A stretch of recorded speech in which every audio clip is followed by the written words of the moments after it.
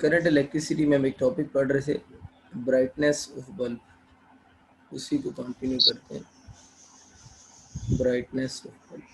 कल हम लोगों ने लास्ट लेक्चर में बल्ब के ऊपर थोड़ी बहुत बातें की थी, लेकिन उसकी ब्राइटनेस को डिस्कस नहीं किया था। तो आज हम इसकी ब्राइटनेस के ऊपर बात करेंगे। अब देखिए, जो बल्ब्स होते हैं उनको हम सर्किट में दो तरह से लगा सकते हैं। कल भी बात हुई थी।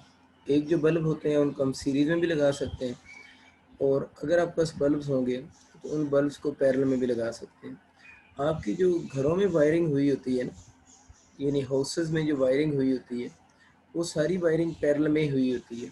इस बात का मतलब ये है कि घरों में जितने भी कंपोनेंट्स लगे हुए हैं, बल्ब लगे हुए हैं, पंखे लगे हुए हैं, एसी लगा हुआ है, टीवी लगा हुआ है, तो सारे पैरेलल में कनेक्ट हैं। तो हाउसेस की जो वायरिंग होती है वो सारी किस में, पैरेलल में कनेक्ट होती है, वो सीरीज़ में नहीं कनेक्ट, मतलब जितने भी कंपोनेंट्स हैं वो सीरीज़ में नहीं लगे होते, वो पैरेलल में लगे होते हैं। ये चीज़ सबको सबको याद है कि घरों में जब हम बल्ब बड़ा लगाते हैं, बड़ा बल्ब मीन जिसकी पावर ज़्यादा हो, उसकी ब्राइटनेस ज़्यादा होती है, और जो छोटा बल्ब जब लगाते हैं उसकी ब्राइटनेस कम होती है। ये तो हमारा एक्सपीरियंस भी है। तो इसको तो हम वैसे ही लिख सकते हैं कि जो पावर होगी उसका ब्राइटनेस और बल्ब के साथ डायरेक्ट रिलेशन होगा। यानी जो पावर है उसका ब्राइटनेस ऑफ बल्ब के साथ डायरेक्ट रिलेशन होगा। और ये वाली बात आप वैसे भी याद रख सकते हैं कि पैरेलल में ऐसे ही होता है हमारे घरों में। जब हम बड़ा बल्ब लगाते हैं तो उसकी ब्राइटनेस ज़्यादा होती है, लेकिन सीरीज़ में अगर हम एक्सपेरिमेंट करें, जो कि आप वैसे प्रैक्टिकल आप सेकेंड ईयर तक कर ही नहीं सके, सीरीज़ में ऐसा होता है कि जो पावर होती है ना, उसका ब्राइटनेस के साथ इन्वर्स रिलेशन होता है। यानी सीरीज सर्किट में पावर का ब्राइटनेस और बल्ब के साथ इन्वर्स रिलेशन होता है। मीन जिस बल्ब की पावर ज़्यादा होगी सीरीज सर्किट में उसकी ब्राइटनेस कम आ रही होगी। अब पावर भी दो तरह की होती है। जो किसी बल्ब के ऊपर पावर लिखी हुई होती है ना, जब बल्ब मार्केट से लेने जाते हैं उसके ऊपर पावर लिखी हुई होती है, उस पावर को बोलते हैं रेटेड पावर। यानी जो बल्ब के ऊपर पावर लिखी होती है उस पावर को हम बोलते हैं रेटेड पावर।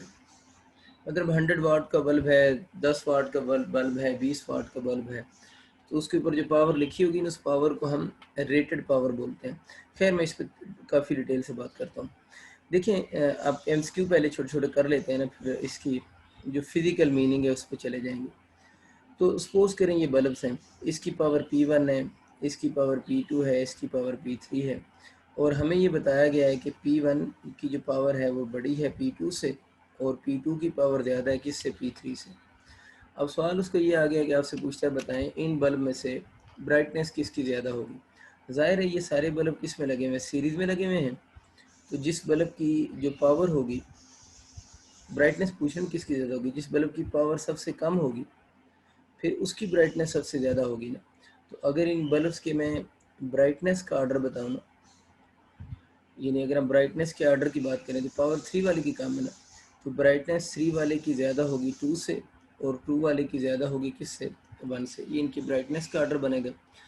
इसी तरह अगर आपके पास कुछ बल्ब्स हों, उनका क्वेश्चन ये आ जाए कि उन बल्ब्स को हम लोगों ने अगर पैरेलल सर्किट में कनेक्ट किया है, ये कुछ बल्ब्स मैंने बनाए हैं आपके सामने, और इन बल्ब्स को आप लोगों ने पैरेलल में कनेक्ट किया, इसकी पावर P1, इसकी पावर P2, इसकी पावर P3, और हमें कहता है कि अगर ये सारे बल्ब्स पैरेलल में कनेक्ट हैं तो अब इनके बारे में बताएं। तो हम कह सकते हैं कि अगर कोई सपोज कर लेते हैं कि P1 ग्रेटर है ये इसके लिए P2 से, और P2 ग्रेटर है P3 से, तो इनकी ब्राइटनेस का ऑर्डर बताओ।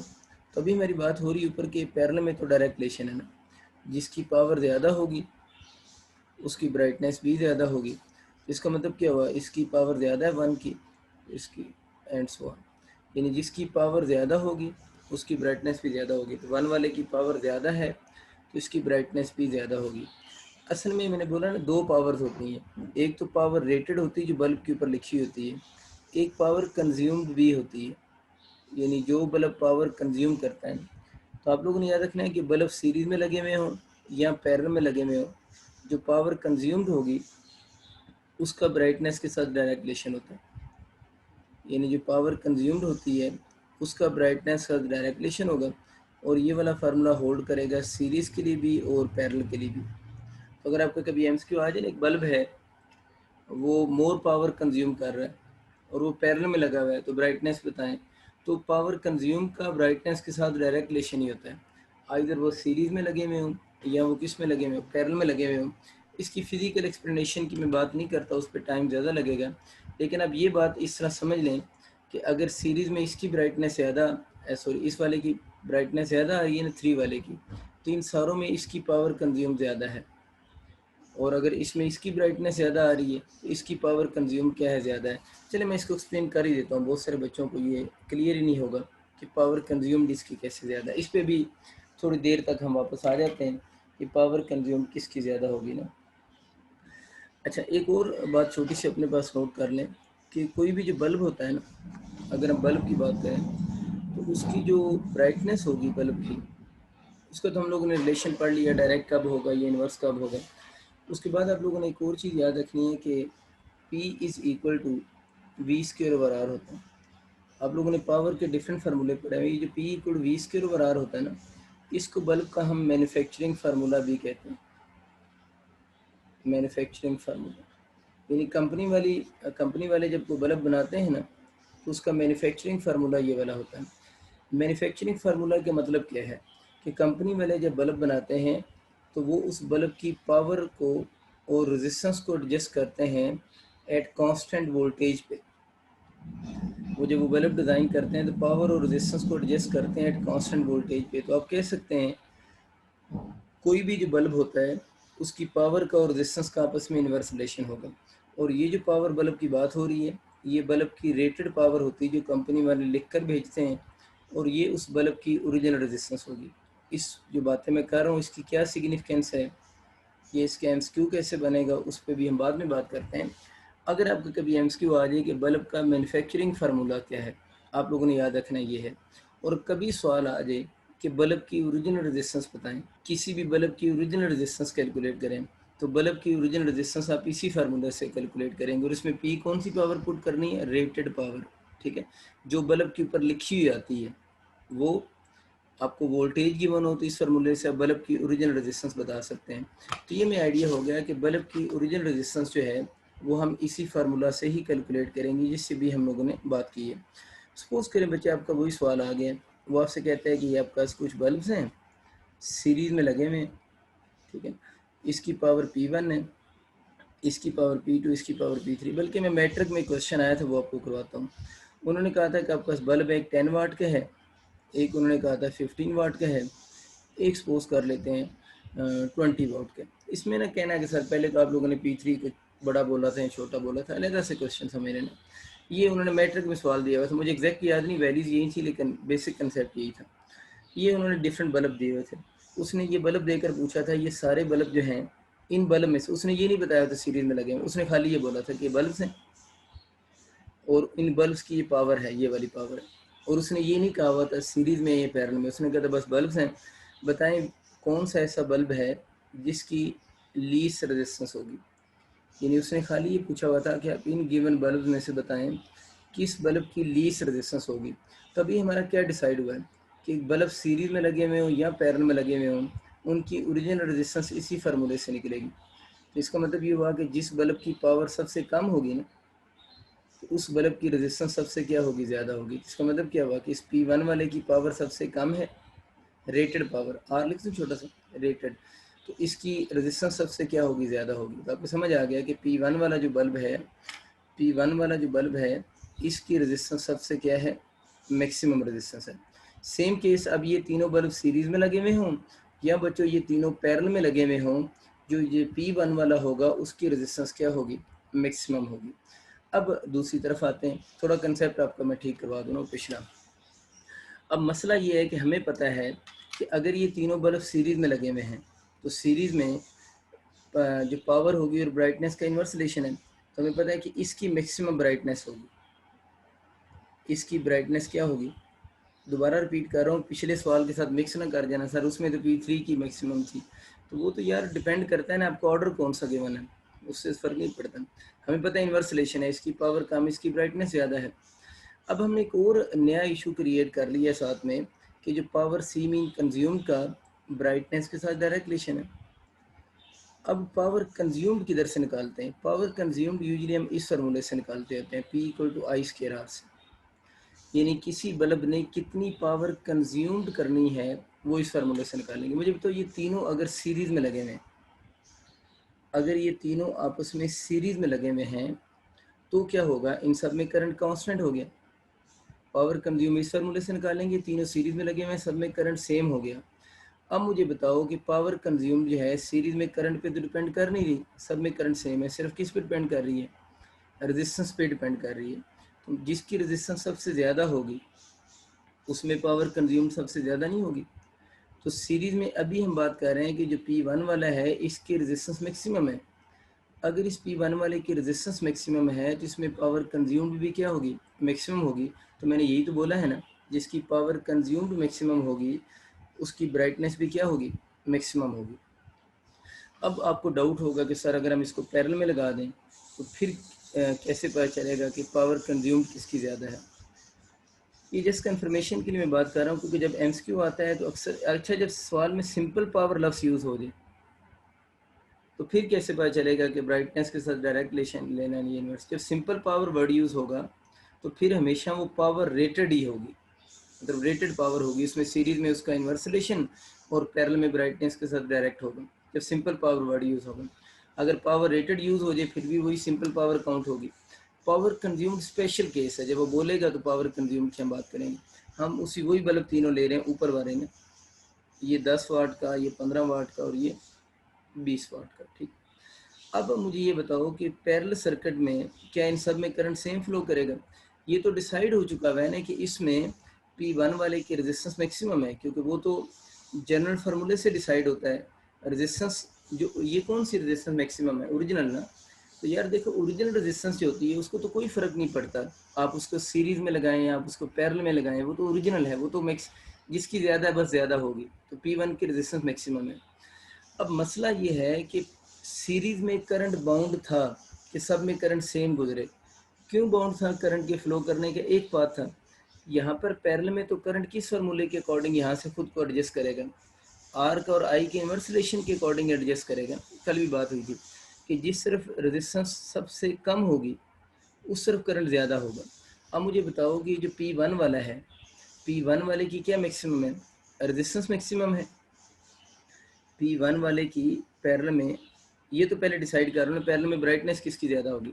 जिसकी पावर ज़्यादा होगी, जिसकी पावर ज़्यादा होगी उसकी ब्राइटनेस भी क्या होगी? ज़्यादा होगी। तो इसकी पावर ज़्यादा है ना, इसकी P3 की पावर ज़्यादा है तो पैरेलल में इसकी मैक्सिमम ब्राइटनेस होगी।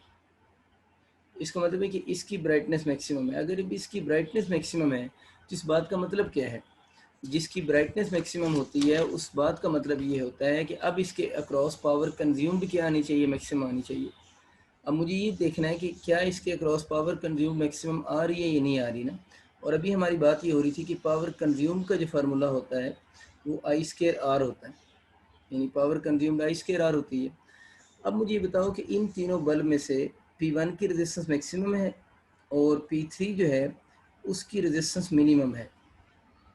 इसका मतलब ये हुआ कि जब यहाँ से करंट डिवाइड होगा, P3 की जो रेजिस्टेंस सबसे कम है, रेजिस्टेंस कम है तो इसकी तरफ करंट ज़्यादा आएगा। P3 की रेजिस्टेंस कम है तो इसकी तरफ करंट ज़्यादा आएगा। अब पावर कंज्यूम्ड दो चीज़ों पे डिपेंड कर रही है, एक करंट पे और एक रेजिस्टेंस पे। अब हमें पता है कि जो P3 है उसकी रेजिस्टेंस कम है। क्यों कम है वो आपको पता चल गया, मैन्युफैक्चरिंग फार्मूले से पता चला है। इसकी रेजिस्टेंस कम है लेकिन यहाँ से करंट डिवाइड इस फार्मूले के अकॉर्डिंग हो रहा है। अगर इसकी रेजिस्टेंस कम है लेकिन इसमें करंट तो सबसे ज़्यादा फ्लो कर रहा है। अब सोचने वाली बात यह है कि हम रेजिस्टेंस को प्रेफरेंस देंगे या करंट को प्रेफरेंस देंगे? हम उस चीज़ को प्रेफरेंस देंगे जिसकी बड़ी पावर लिखी होगी, क्योंकि देखें ना इसमें सिंपल लीनियर पावर चेंज हो रही है, करंट के साथ पावर स्केयर के अंदर चेंज हो रही है। करंट अगर डबल हो तो पावर 4 टाइम होगी और अगर रेजिस्टेंस डबल हो तो पावर 2 टाइम होगी। तो मतलब रेजिस्टेंस से पावर पे कम इफेक्ट हो रहा है, करंट का पावर पे ज़्यादा इफेक्ट हो रहा है क्योंकि करंट का स्केयर आ रहा है। अब रेजिस्टेंस कम हो रही है और करंट ज़्यादा हो रहा है, इसकी रेजिस्टेंस कम है करंट ज़्यादा है, तो हम किसको प्रेफर करेंगे? करंट को प्रेफर करेंगे। अगर करंट को प्रेफर करेंगे तो इन तीनों में से सबसे ज़्यादा करंट किस में है? P3 में है। तो पावर कंज्यूम भी P3 की क्या होगी, मैक्सिमम होगी। यानी पावर कंज्यूम भी P3 की अगर मैक्सिमम होगी तो वही बात मैंने जो बात की थी, पावर कंज्यूम का ब्राइटनेस के साथ डायरेक्ट रिलेशन होगा। मैं थोड़ा डिटेल में चला गया हूँ ताकि आपकी थोड़ी कंसेप्चुअल क्लैरिटी हो जाए, क्योंकि कुछ बच्चों ने, वैसे मैंने एफएससी में भी ये कंसेप्ट आपको एज इट इज समझाया था, अगर कोई न्यू स्टूडेंट्स आए हैं तो उम्मीद है उनको ये कंसेप्ट समझ आ चुका होगा। अच्छा, एक और चीज़ भी होती है जो थिकनेस ऑफ फिलामेंट होती है ना, बल्ब के अंदर जो थिकनेस ऑफ, अच्छा इसमें आप लोगों ने अब याद क्या करना है, लंबी चौड़ी बातों में जाने की ज़रूरत को नहीं, आप सिर्फ ये याद रखें कि जो आपके पास पावर कंज्यूम्ड होती है, ये बल्कि जो मैंने पिछले पेज पे बातें लिखी हैं, आप सिर्फ इतना याद रखें, ये वाले कंसेप्ट, पावर कंज्यूम का ब्राइटनेस और डायरेक्ट रिलेशन है। सवाल सीरीज़ का आ जाए या पैरेलल का आ जाए, वो तो कन्फर्मेशन थी ना, अगर किसी बच्चे को डाउट होता है तो उसके लिए सारी बातें, आप सिर्फ इतना याद रखें, पावर कंज्यूम का ब्राइटनेस का डायरेक्ट रिलेशन है। ये फार्मूला दोनों के लिए ठीक है, सीरीज़ और पैरेलल के लिए। अगर पावर रेटेड आ जाए, जो बल्ब के ऊपर लिखी हुई कंपनी वाले पावर भेजते हैं, उसका ब्राइटनेस साथ इन्वर्स रिलेशन सीरीज में और पैरेलल में डायरेक्ट रिलेशन। मैंने सिर्फ इस बात को कंफर्म करने के लिए पावर कंज्यूम का कंसेप्ट भी इंट्रोड्यूस करवाया है, ताकि आपको बात समझ आ जाए कि ब्राइटनेस का तल्लक असल में पावर कंज्यूम के साथ ही होता है, और सीरीज और पैरेलल में पावर कंज्यूम जो है वो वेरी कर रही होती है। उम्मीद है आपको ये बात समझ आ चुकी होगी। नेक्स्ट बच्चे बात करते हैं thickness of filament of bulb. Thickness of filament of bulb, ये जो बल्ब होता है ना, उसका जो फिलामेंट होता है, आपको हमने देखा होगा बल्ब के अंदर ये जो फिलामेंट होता है ना, इसकी ये जो चीज़ है ना, इसकी बात हो रही। थिकनेस मतलब इसके एरिया की बात कर लेते हैं ना, थिकनेस एरिया ही ले लें। आप लोगों ने चीज़ याद रखनी, कोई भी जो बल्ब होता है ना, उसकी जो पावर होती है, ये पावर रेट, सिंपल जब भी मैं पावर लिखूंगा, बार बार मैं रेटेड वर्ड नहीं लिखूंगा, वो पावर रेटेड ही होगी। उसका जब कंपनी वाले बना रहे हैं, उसका फिलामेंट के एरिया के साथ डायरेक्ट रिलेशन होगा। इसका मतलब है कि जिन बल्ब्स की पावर ज़्यादा लिखी होती है ना, उनका जो फिलामेंट होता है उसका एरिया ऑफ क्रॉस सेक्शन ज़्यादा होता है। मतलब उनका एरिया ऑफ क्रॉस सेक्शन ज़्यादा होने का मतलब है वो थोड़े थिक उनका फिलामेंट होता है। तो जिस बल्ब का एरिया जितना ज़्यादा होगा, इसका मतलब है उसके फिलामेंट की थिकनेस भी उतनी क्या होगी, ज़्यादा होगी। तभी ये जो सवाल हम ऊपर अटैम्प्ट कर रहे हैं, P1 P2 P3 P3, अगर आपको सपोज करें ये सवाल आ जाता है पेपर में, वो कहते हैं ये 3 बल्ब्स हैं, बताएं इनमें से किसका area of cross section of filament सबसे ज़्यादा है। तो जिसकी पावर ज़्यादा है, जिसकी पावर ज़्यादा होगी, उसका फिलामेंट सबसे ज़्यादा थिक होगा। फिलामेंट सबसे ज़्यादा थिक, ये रिलेशन है, डायरेक्ट रिलेशन है ना ये वाला, ये डायरेक्ट रिलेशन अप्लाई करेंगे ना, जिसकी इन तीनों में पावर ज़्यादा है, उसका फिलामेंट जो होगा उसका एरिया ऑफ क्रॉस सेक्शन भी ज़्यादा होगा। इसलिए मैं ऊपर से एरो लेकर आया हूँ। तो A3 जो होगा वो ग्रेटर होगा A2 से, A2 ग्रेटर होगा किससे, A1 से। आप थिकनेस कह लें या इसको एरिया ऑफ क्रॉस सेक्शन का नाम दे लें, इससे कोई फ़र्क नहीं पड़ता, ठीक है। एक दो और पॉइंट्स आप लोगों ने नोट कर लेने, वो पॉइंट अपने पास लिख लें कि no effect on brightness of bulbs, ये बस पॉइंट नोट कर, no effect on brightness of bulb by increasing number of bulbs in parallel. याद रखना है, पैरेलल में अगर हम नंबर ऑफ बल्ब्स इंक्रीज कर दें ना, तो there is no effect on brightness, brightness पे कोई इफेक्ट नहीं होता अगर हम पैरेलल में बल्ब को क्या कर दें, इंक्रीज कर दें। लेकिन आप लोगों ने यही बात सीरीज़ के लिए लिखनी है कि सीरीज़ में क्या होगा, सीरीज़ में इसके बिल्कुल अपोजिट होगा, कि सीरीज सर्किट में अगर आप नंबर ऑफ बल्ब्स को इंक्रीज कर देते हैं, I mean number of bulbs, अगर आप सीरीज सर्किट में नंबर ऑफ बल्ब्स को इंक्रीज करते हैं, तो जितने भी बल्ब्स होंगे, हर बल्ब की ब्राइटनेस पहले से कम हो जाएगी। तो सीरीज़ में क्या हुआ, सीरीज़ में अगर आप नंबर ऑफ बल्ब्स को बढ़ाते हैं तो ब्राइटनेस कम हो जाती है।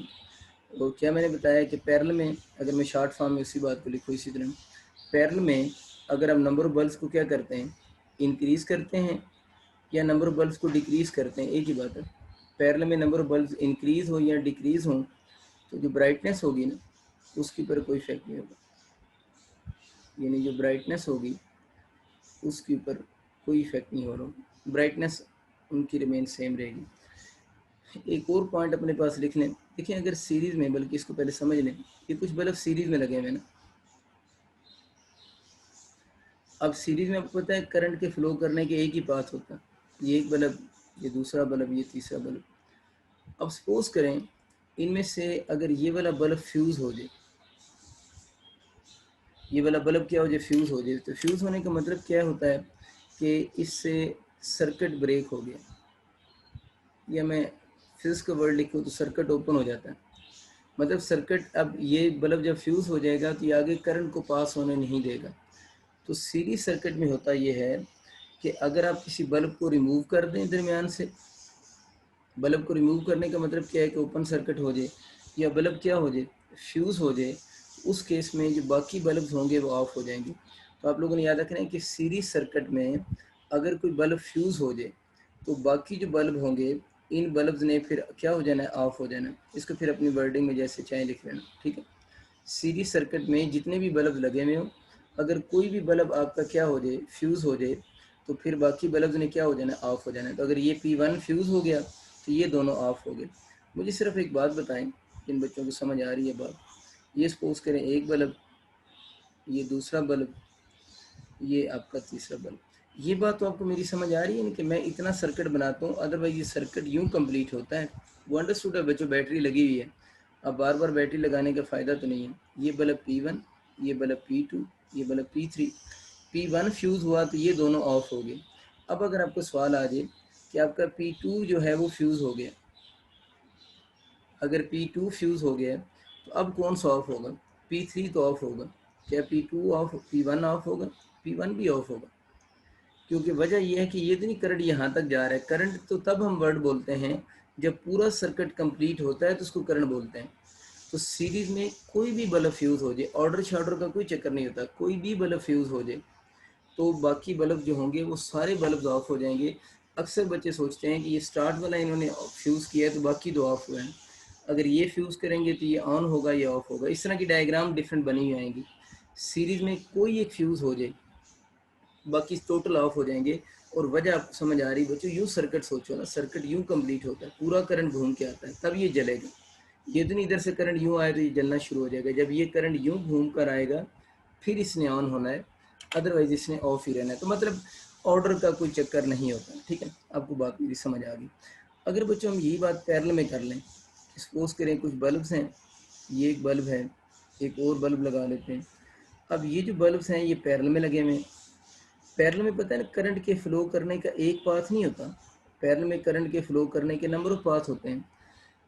अब सपोज कर लेते हैं यहाँ से करंट आ रहा है, इधर भी जा रहा है, इधर भी जा रहा है, इधर भी जा रहा है। अब इसमें से ये वाला बल्ब फ्यूज़ हो गया, पैरेलल में कोई एक बल्ब फ्यूज़ हो जाए तो क्या होगा, वो तो फ्यूज़ हो गया, इसमें से करंट गुजरेगा नहीं, इधर जाएगा, इसका भी करंट गुजरेगा, इधर जाएगा, इनका पाथ तो अपना कंप्लीट रहा ना। इधर भी करंट आ रहा है, इधर आया, इधर इधर इधर, यो करंट इनका तो जा रहा है ना, करंट ऊपर करंट नहीं जा रहा है। इसका मतलब ये हुआ अगर कोई भी इनमें से एक फ्यूज़ हो जाए, पैरेलल में कोई से भी एक फ्यूज़ हो जाए तो जो फ्यूज़ होगा उसमें तो बंद हो जाना है, लेकिन बाकी जो बल्ब्स होंगे वो आप लोगों के ऑन ही रहेंगे। तो पैरेलल में होता ये है कि अगर कोई बल्ब फ्यूज़ हो जाए तो उससे बाकी बल्ब्स को कोई फ़र्क नहीं पड़ता, जो बल्ब्स होते हैं वो बच्चों आप लोगों के उसी तरह ही ऑन रहते हैं, ठीक है। कुछ इसके बेसिक MCQ वगैरह आप देख लेते हैं, जो वर्डिंग के क्वेश्चन आ सकते हैं। तो लास्ट टाइम भी मैंने यही लिखवाया था, ये अच्छा MCQ है जिस टॉपिक को कवर कर लेता है। ए 220 volt and a 220 volt and 100 watt bulb is connected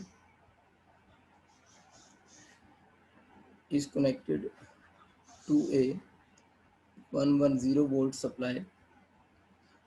supply कह लें, सोर्स कह लें, बैटरी कह लें, बात एक ही होती है। a 220 volt 100 watt bulb is connected to a 110 volts source या सप्लाई। कैलकुलेट, तो आपसे कह रहा है कि पावर कंज्यूम्ड कैलकुलेट करें। असल में ये जो शुरू में डाटा आपको गिवन है ना, ये जो गिवन है कि 220 वोल्ट वोल्टेज थी और वो 100 वाट का बल्ब था, इसी को हम उसकी रेटिंग ऑफ बल्ब बोलते हैं ना। ये बल्ब की रेटिंग है, सॉरी 220 वोल्ट 100 वाट था ना, ये तो सॉरी 100 वाट। तो ये जो ओरिजिनल डाटा होता है ना किसी भी बल्ब का, मतलब कंपनी वालों ने इस बल्ब को 100 वाट डिक्लेयर किया है, कितने पे, 220 वोल्ट पे। तो ये इस बल्ब की रेटिंग गिवन है। मतलब अगर आप इस बल्ब को 220 वोल्ट देंगे तो कितनी पावर जनरेट करेगा, 100 वाट पावर का होगा ये, ठीक है ना। ये इसकी रेटिंग गिवन है। रेटिंग सिंपल वर्ड लिख लें या रेटिंग ऑफ बल्ब लिख लें, बात एक ही है। अब उसको सवाल ये है कि कंपनी वालों ने 220 वोल्ट पे उसको डिज़ाइन किया है और वो 100 वाट दे रहे हैं। कहते हैं कि अगर हम उसकी वोल्टेज 110 वोल्ट कर दें तो अब उसकी पावर आप बताएं कितनी होगी। तो देखिए आप लोगों ने ये वाला फार्मूला यूज़ करना है जब भी इस तरह का कोई सवाल आ जाए। हमें पता है कि P is equal to V²/R होता है। तो आप इस बल्ब को वोल्टेज कम दें या वोल्टेज ज़्यादा दें, इस बल्ब की जो ओरिजिनल रेजिस्टेंस होगी वो तो फिक्स होगी ना, यानी बल्ब की ओरिजिनल रेजिस्टेंस तो कांस्टेंट रहती है। तो जो पावर है उसका फिर V के स्क्वायर के साथ डायरेक्ट रिलेशन हो गया। वो तो आसान सवाल है। जब भी इस तरह के सवाल आएंगे, आपसे कोई पावर वगैरह पूछेगा, तो आप लोगों ने देखना है कि रेजिस्टेंस को आप नहीं छेड़ेंगे, बल्ब की ओरिजिनल रेजिस्टेंस को कांस्टेंट एज्यूम करेंगे। अब ये देखिए कि वोल्टेज पे क्या फ़र्क पड़ा है। वो बल्ब था 100 वाट दे रहा था 220 वोल्ट पे, आप लोगों ने इसकी वोल्टेज कर दी 110 वोल्ट। सादा लफ्ज़ों में 110 वोल्ट का मतलब यह है कि आप लोगों ने वोल्टेज को कर दिया हाफ, यानी आप लोगों ने उसकी वोल्टेज को हाफ कर दी है। वोल्टेज जब आप लोगों ने हाफ किया है तो जो पावर होगी बल्ब से वो पहले से कितने टाइम हो जाएगी, 4 टाइम हो जाएगी। यानी वोल्टेज अगर हाफ हुई है, 220 से 110 का मतलब वोल्टेज हाफ हुई है, तो पावर ने 4 टाइम होना है। अब पहले पावर थी कितनी, 100 थी ना, बाय 4 करेंगे तो जो न्यू पावर होगी, अब जगह नहीं इसे मजबूरन इधर लिख रहा हूँ, तो उसकी new power will be 25 watt. Power वो जो कंज्यूम करेगा वो 25 वाट होगी। कुछ लोग जो हैं इस क्वेश्चन को यूँ सॉल्व करवाते हैं, पहले वो इस पावर को P1 लिखते हैं, इस पावर को P1, ये वोल्टेज V1 और रेजिस्टेंस को वो R ही लिखते हैं, P1 V1 R। वो इस फार्मूले से बल्ब की ओरिजिनल रेजिस्टेंस निकालते हैं, बल्ब की ओरिजिनल रेजिस्टेंस निकाल लेते हैं, फिर दोबारा फार्मूला लगाते हैं P2 V2 divide by R, क्योंकि R तो दोनों केस में सेम है। तो फिर उनको जो न्यू वोल्टेज होती है वो 110 लिखते हैं, उसकी न्यू वोल्टेज को यहाँ पुट करते हैं, तो फिर ये वाली पावर आ जाती है।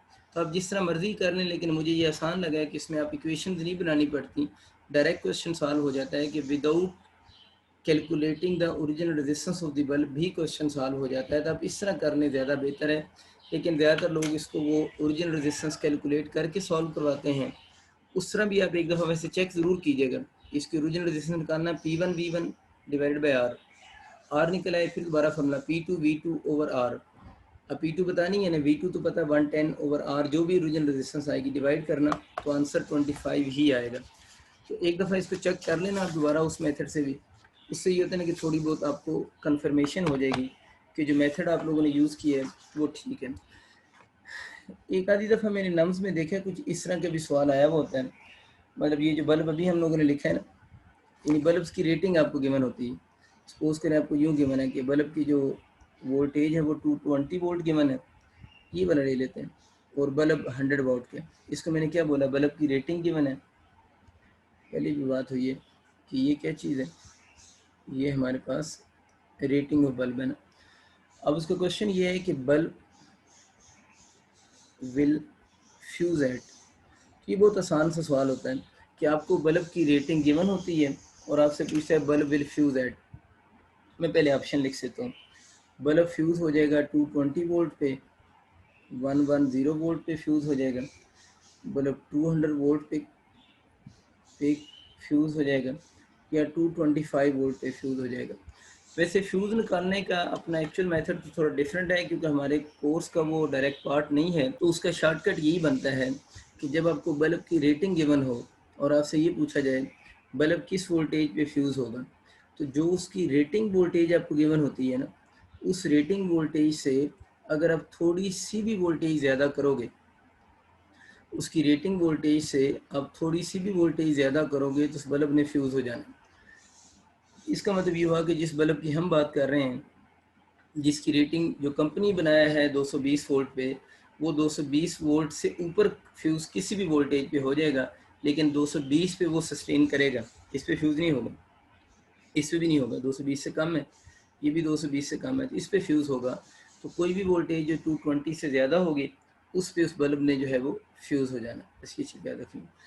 अच्छा, नेक्स्ट क्वेश्चन बहुत इंपॉर्टेंट क्वेश्चन है, ये आया तो अभी तक मतलब ईटा वगैरह में तो आया हुआ है, लेकिन एमडी कैट में नहीं आया हुआ, जिसके आने के चांसेस हैं काफ़ी ज़्यादा। कोई एक एग्जांपल लिख लेते हैं, मैं लास्ट ईयर वाले करवा देता हूँ। A house wife uses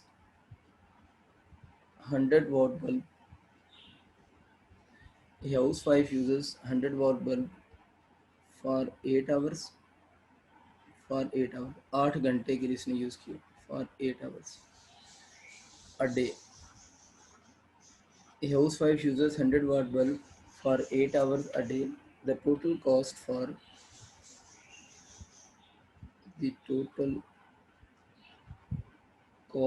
the month of June.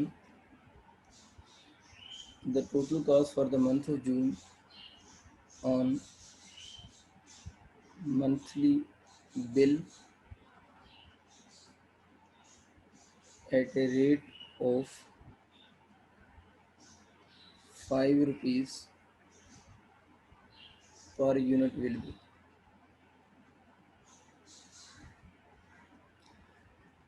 Per unit will be. थोड़ा सा मेथड है वो आप लोगों ने समझना है। ऑप्शन लिखने तो आप लिख सकते हैं। उनका जो मंथली बिल आएगा वो 100 रुपीज़ आएगा, 200 रुपीज़ आएगा, 120 रुपीज़ होगा, या 150 रुपीज़ उनका बिल आएगा। अच्छा, ये सवाल इस तरह आप समझें कि ये आपका सवाल ये है कि आप लोगों ने मंथली बिल कैलकुलेट करना है कि मंथली बिल कितना आएगा ना। और आप इसमें देखें कि जो यूनिट है ना, monthly bill eight a rate of 5 rupees per unit. Unit, एक यूनिट 5 रुपए की। अब तो पता नहीं पाकिस्तान में 18-20 रुपए की यूनिट हो चुकी है। अच्छा, 5 रुपए की एक यूनिट है। एक यूनिट का मतलब क्या है ना, यूनिट का मतलब ये है कि 1 किलोवाट आवर एनर्जी जो होती है ना, 1 किलोवाट आवर एनर्जी को यूनिट बोलते हैं। तो 1 किलोवाट आवर एनर्जी के जो वापडा वाले आप पैसे चार्ज कर रहे हैं वो 5 रुपये ले रहे हैं, ठीक है। तो 1 किलोवाट आवर एनर्जी जो है वो 5 रुपीज़ की है। तो ये जो यूनिट होती है ना, यूनिट का मतलब होता है 1 किलोवाट आवर एनर्जी की प्राइस को यूनिट बोलते हैं, वो 5 रुपीज़ की है। क्वेश्चन उसका ये है कि एक हाउस वाइफ ने, कोई खातून है, उसके घर में एक बल्ब लगा हुआ है जिसकी पावर 100 वाट है, और वो 8 घंटों के लिए रोज़ाना बल्ब को ऑन रखती है एक दिन के अंदर, ठीक है। The total car for the month of June. अच्छा, जून ना भी लिखो ना, फॉर मंथली बिल लिखा होता है ज़्यादातर। तो मंथली बिल हम 30 डेज ही लेते हैं। वो ना सोचिएगा सर कुछ मंथ 28 के होते हैं, कुछ 29 भी होता है, वो लीप ईयर में 30 होते हैं, कुछ 31 होते हैं। तो बिल जब निकालना होता है तो हम 30 डेज के हिसाब से ही निकालते हैं। मसला ये है कि आप लोगों ने ये जो आपको पावर टाइम वगैरह गिवन है ना, आप लोगों ने इस पावर और टाइम को जो है यूज़ करके इसको किलोवाट आवर में कन्वर्ट करना है, और 1 किलोवाट आवर 5 रुपीज़ की इक्वल होगा। तो मतलब आप लोगों ने ये जो आपको जो भी डेटा गिवन होगा, लेकिन यहाँ पर हो सकता है कि बल्ब की बजाय फ़ैन आ जाए, उस फ़ैन की पावर गिवन हो, और उस फ़ैन का ड्यूरेशन गिवन हो, कितने घंटों के लिए वो रोज़ाना ऑन होता है, तो फ़र्क नहीं पड़ेगा।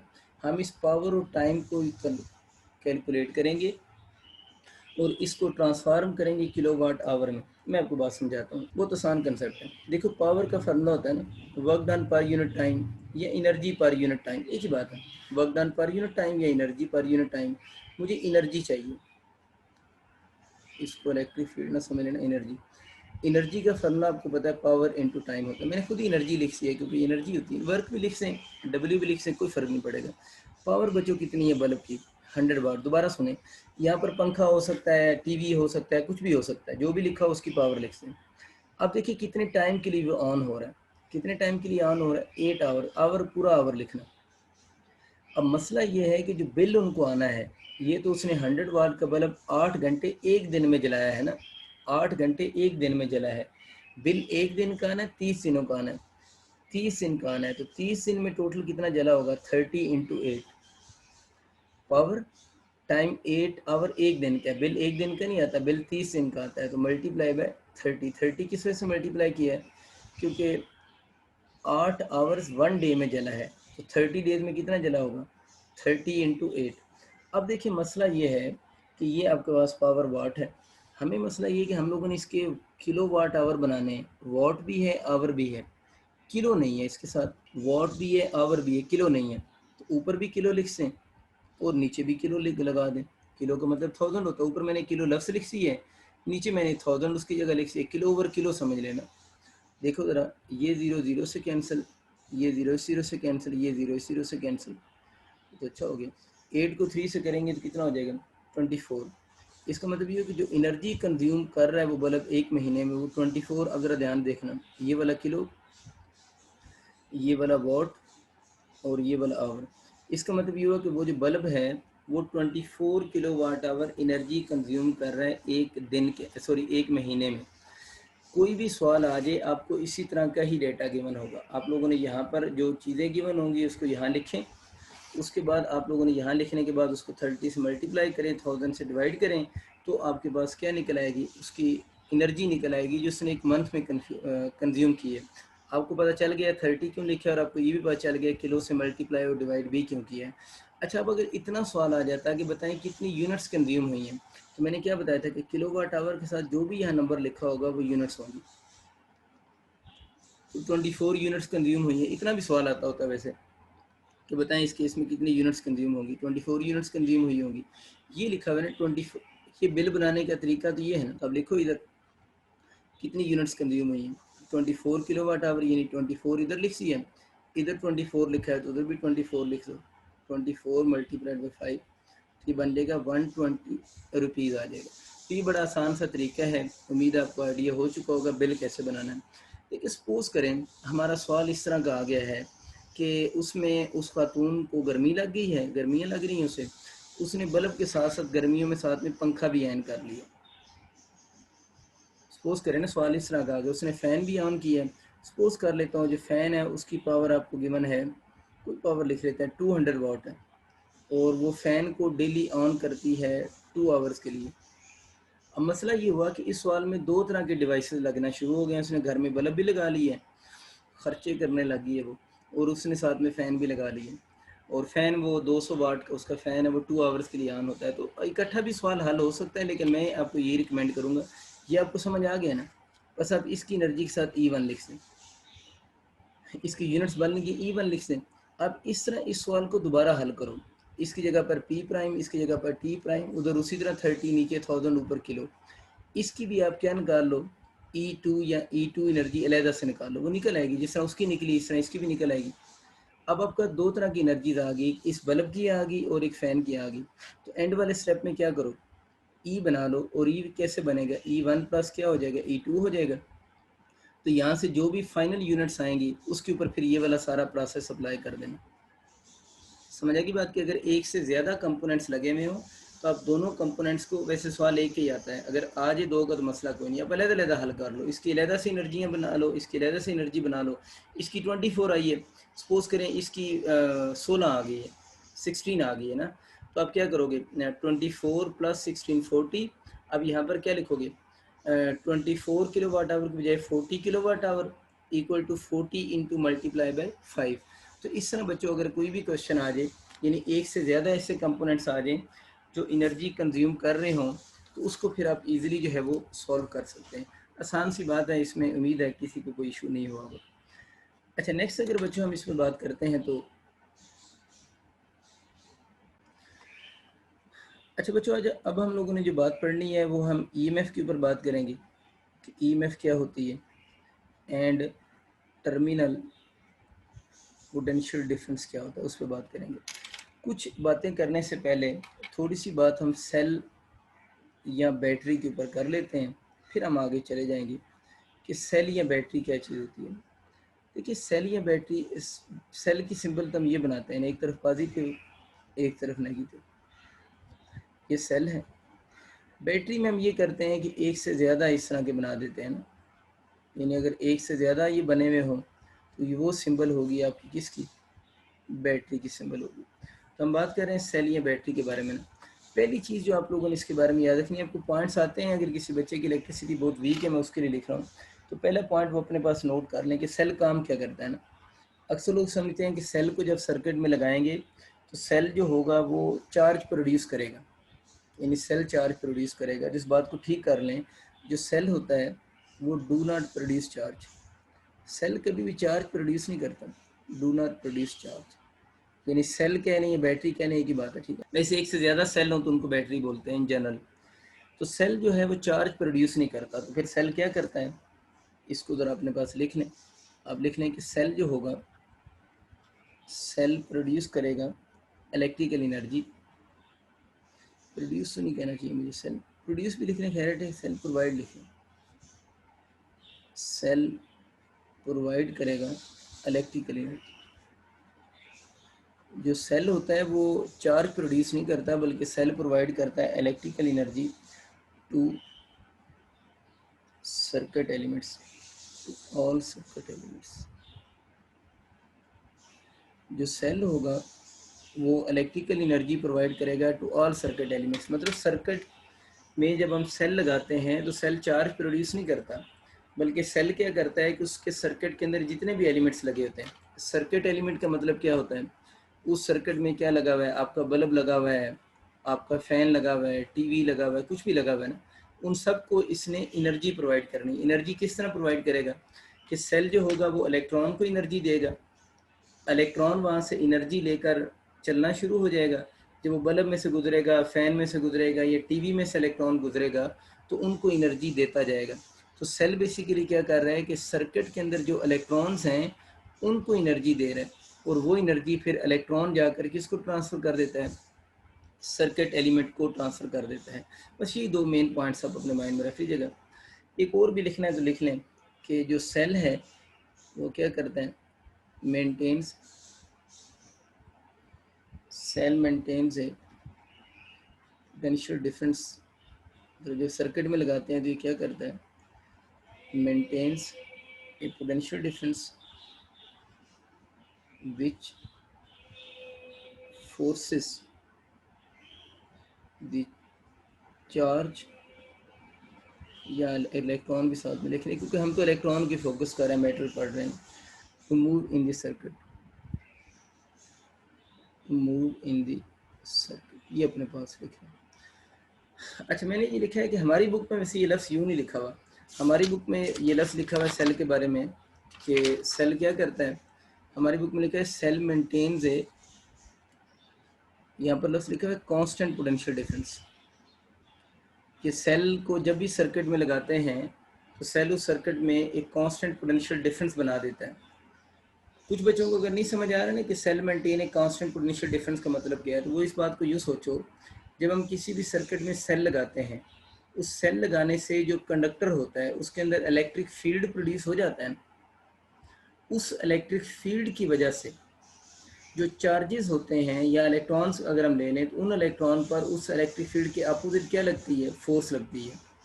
तो cell maintain a constant potential difference का मतलब ये है कि जब सेल सर्किट में लगाते हैं तो सेल इलेक्ट्रिक फील्ड प्रोड्यूस करता है। पोटेंशियल डिफरेंस लफ्ज़ ना समझ आए तो इलेक्ट्रिक फील्ड समझ लो, वो हमने पहले पढ़ा था, इलेक्ट्रिक फील्ड उसने प्रोड्यूस किया ना, उस इलेक्ट्रिक फील्ड के अपोजिट इलेक्ट्रॉन पर क्या लगी, फोर्स लगी। तो वो इलेक्ट्रिक फील्ड क्या कर रहा है, ये वो पोटेंशियल डिफरेंस क्या कर रहा है, वो फोर्स करेगा electron to move in the circuit, कि उसकी वजह से इलेक्ट्रॉन पर क्या लगती है, फोर्स लगती है।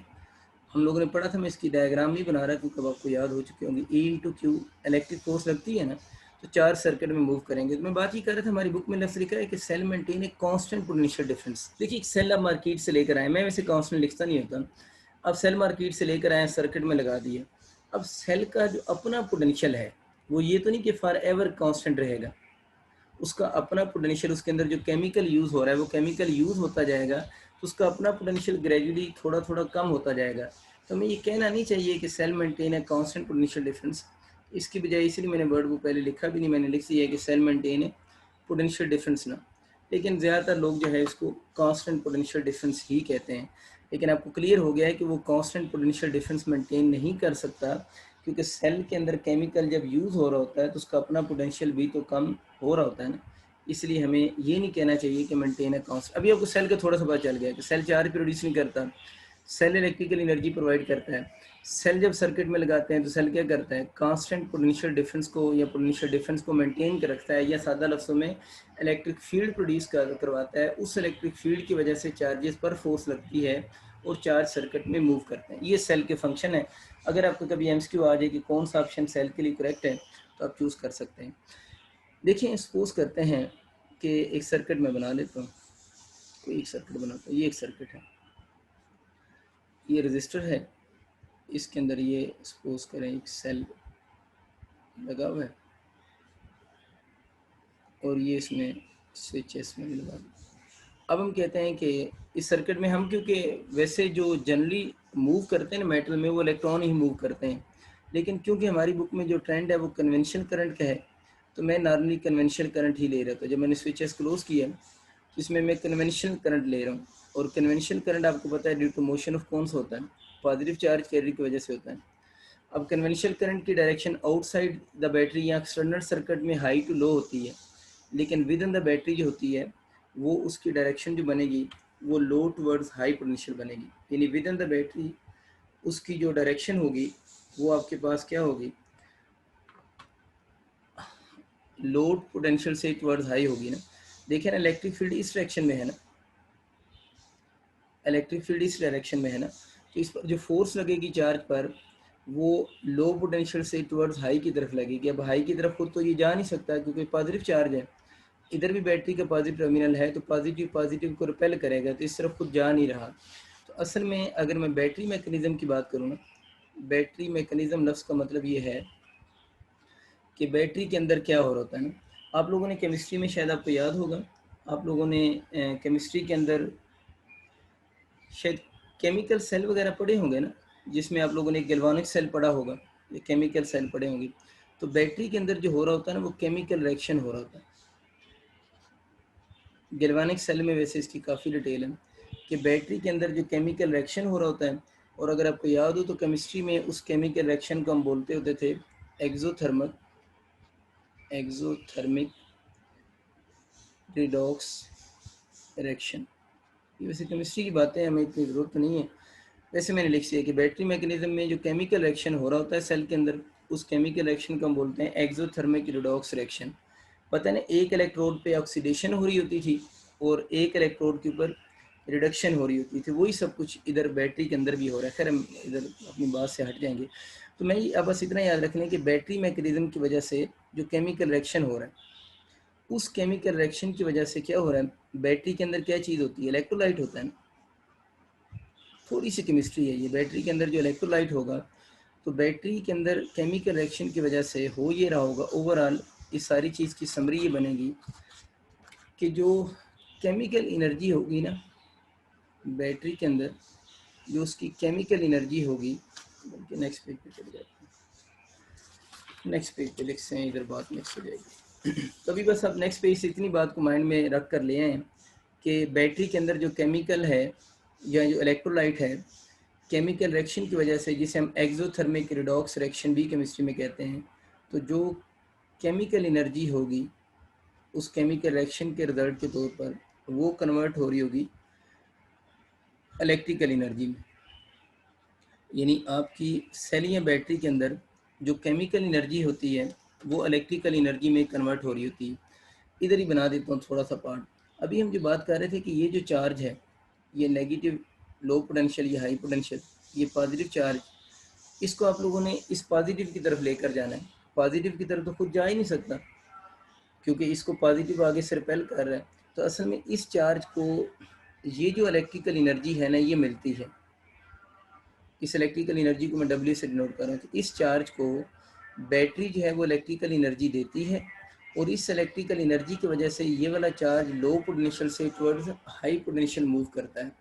इसका मतलब ये हुआ कि ये वही बात है ना, जिस तरह ये मार्कर जो है अगेंस्ट द ग्रेविटेशन फील्ड खुद नहीं जा सकता, खुद नहीं जा सकता ना, मैं इसको लेकर जा रहा हूँ, तो मैं जितना वर्क डन करूँगा इसके अंदर एनर्जी की फॉर्म में स्टोर हो जाएगा।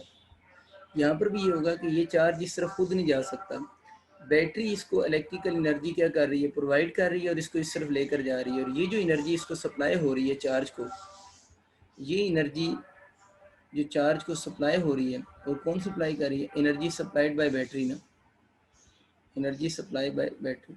जो एनर्जी बैटरी सप्लाई कर रही है वो एनर्जी उस चार्ज के अंदर स्टोर हो जाएगी, और जब सर्किट में वो चार्ज फिर मूव करेगा तो उस एनर्जी को ज़ाया करता हुआ आएगा, यूँ घूमता घूमता बल्ब शलब में गुजर कर जब दोबारा यहाँ पर आएगा तो तकरीबन उसकी फौतगी का आलम होगा, दोबारा बैटरी में ऐसा आएगा, दोबारा बैटरी इसको इधर खींचेगी, वो तो आ नहीं सकता, उसको दोबारा एनर्जी देगी, फिर चला जाए। यूँ समझ लें कि चार्ज के पास कोई बैग है, उसने यहाँ पर आता है, बैटरी उस बैग के अंदर एनर्जी भर देती है, वो यूँ जाता जाता एनर्जी ज़ाया करता रहता है, करते करते जब दोबारा आता है एनर्जी ख़त्म, दोबारा बैग भरा और दोबारा प्रोसेस शुरू हो गया। तो जब बैटरी में चार्ज गुजरता है और चार्ज इसके लो पोटेंशियल से मूव करके हाई पोटेंशियल की तरफ जा रहा होता है, उस दौरान एनर्जी सप्लाई बाय बैटरी को अगर हम उस चार्ज की मैग्नीट्यूड से डिवाइड कर दें तो जो क्वांटिटी बनेगी उसे हम ईएमएफ कहते हैं। तो जब चार्ज किसी बैटरी में लो पोटेंशियल से एंटर होकर हाई पोटेंशियल की तरफ जा रहा होता है, तो जितनी एनर्जी सप्लाई करती है बैटरी, कहाँ पर, इस जगह पर, इन दो इलेक्ट्रोड्स के दरमियान में, इनको इलेक्ट्रोड्स भी बोलते हैं, इनको दो टर्मिनल भी बोलते हैं ना, तो वो जो एनर्जी होगी वो बेसिकली उसी एनर्जी सप्लाई को अगर हम चार्ज की मैग्नीट्यूड से डिवाइड कर दें तो जो फिजिकल क्वांटिटी बनेगी उसे हम ईएमएफ कहेंगे। तो ईएमएफ आपको थोड़ा बहुत समझ आ गया कि ये energy supplied by the battery per unit charge है, और ये energy supplied by the battery कब पर यूनिट कब चार्ज कब हो रही है, एनर्जी सप्लाइड कहाँ पर होनी चाहिए। विद इन बैटरी भी वर्ड यूज़ होते हैं, या ये वर्ड भी यूज़ करते हैं from low potential to high potential, from low potential to high potential भी वर्ड यूज़ करते हैं, या यूँ भी कहते हैं फ्रॉम negative electrode to positive electrode. मतलब ये सारा काम अगर विद इन द बैटरी जो हो रहा होता है ना, जितनी energy with in the battery supply हो रही होती है उसी को हम उसकी ईएमएफ का नाम भी दे रहे होते हैं। तो ईएमएफ आपको समझ आ गया कि energy supplied per unit charge है, और कहाँ पर सप्लाई हो रही होगी, जब चार्ज मूव करेगा negative electrode to positive electrode. जब जनरल ईएमएफ को डिफाइन करते हैं तो हम ये कहते हैं, लेकिन अगर हम इलेक्ट्रॉन की बात करें तो इलेक्ट्रॉन का इलेक्ट्रॉनिक करंट होगा। इलेक्ट्रॉनिक करंट की direction with in the battery जो होती है वो हाई पोटेंशियल से टुवर्ड्स लो होती है। तो ये वही बात है ना कि इलेक्ट्रॉन जो है, अगर सवाल कभी जनरल आ जाए तो आप लोगों ने पॉजिटिव चार्ज के लिए लिखना है कि ईएमएफ कब होगी, जब चार्ज नेगेटिव इलेक्ट्रोड से पॉजिटिव इलेक्ट्रोड की तरफ जाएगा।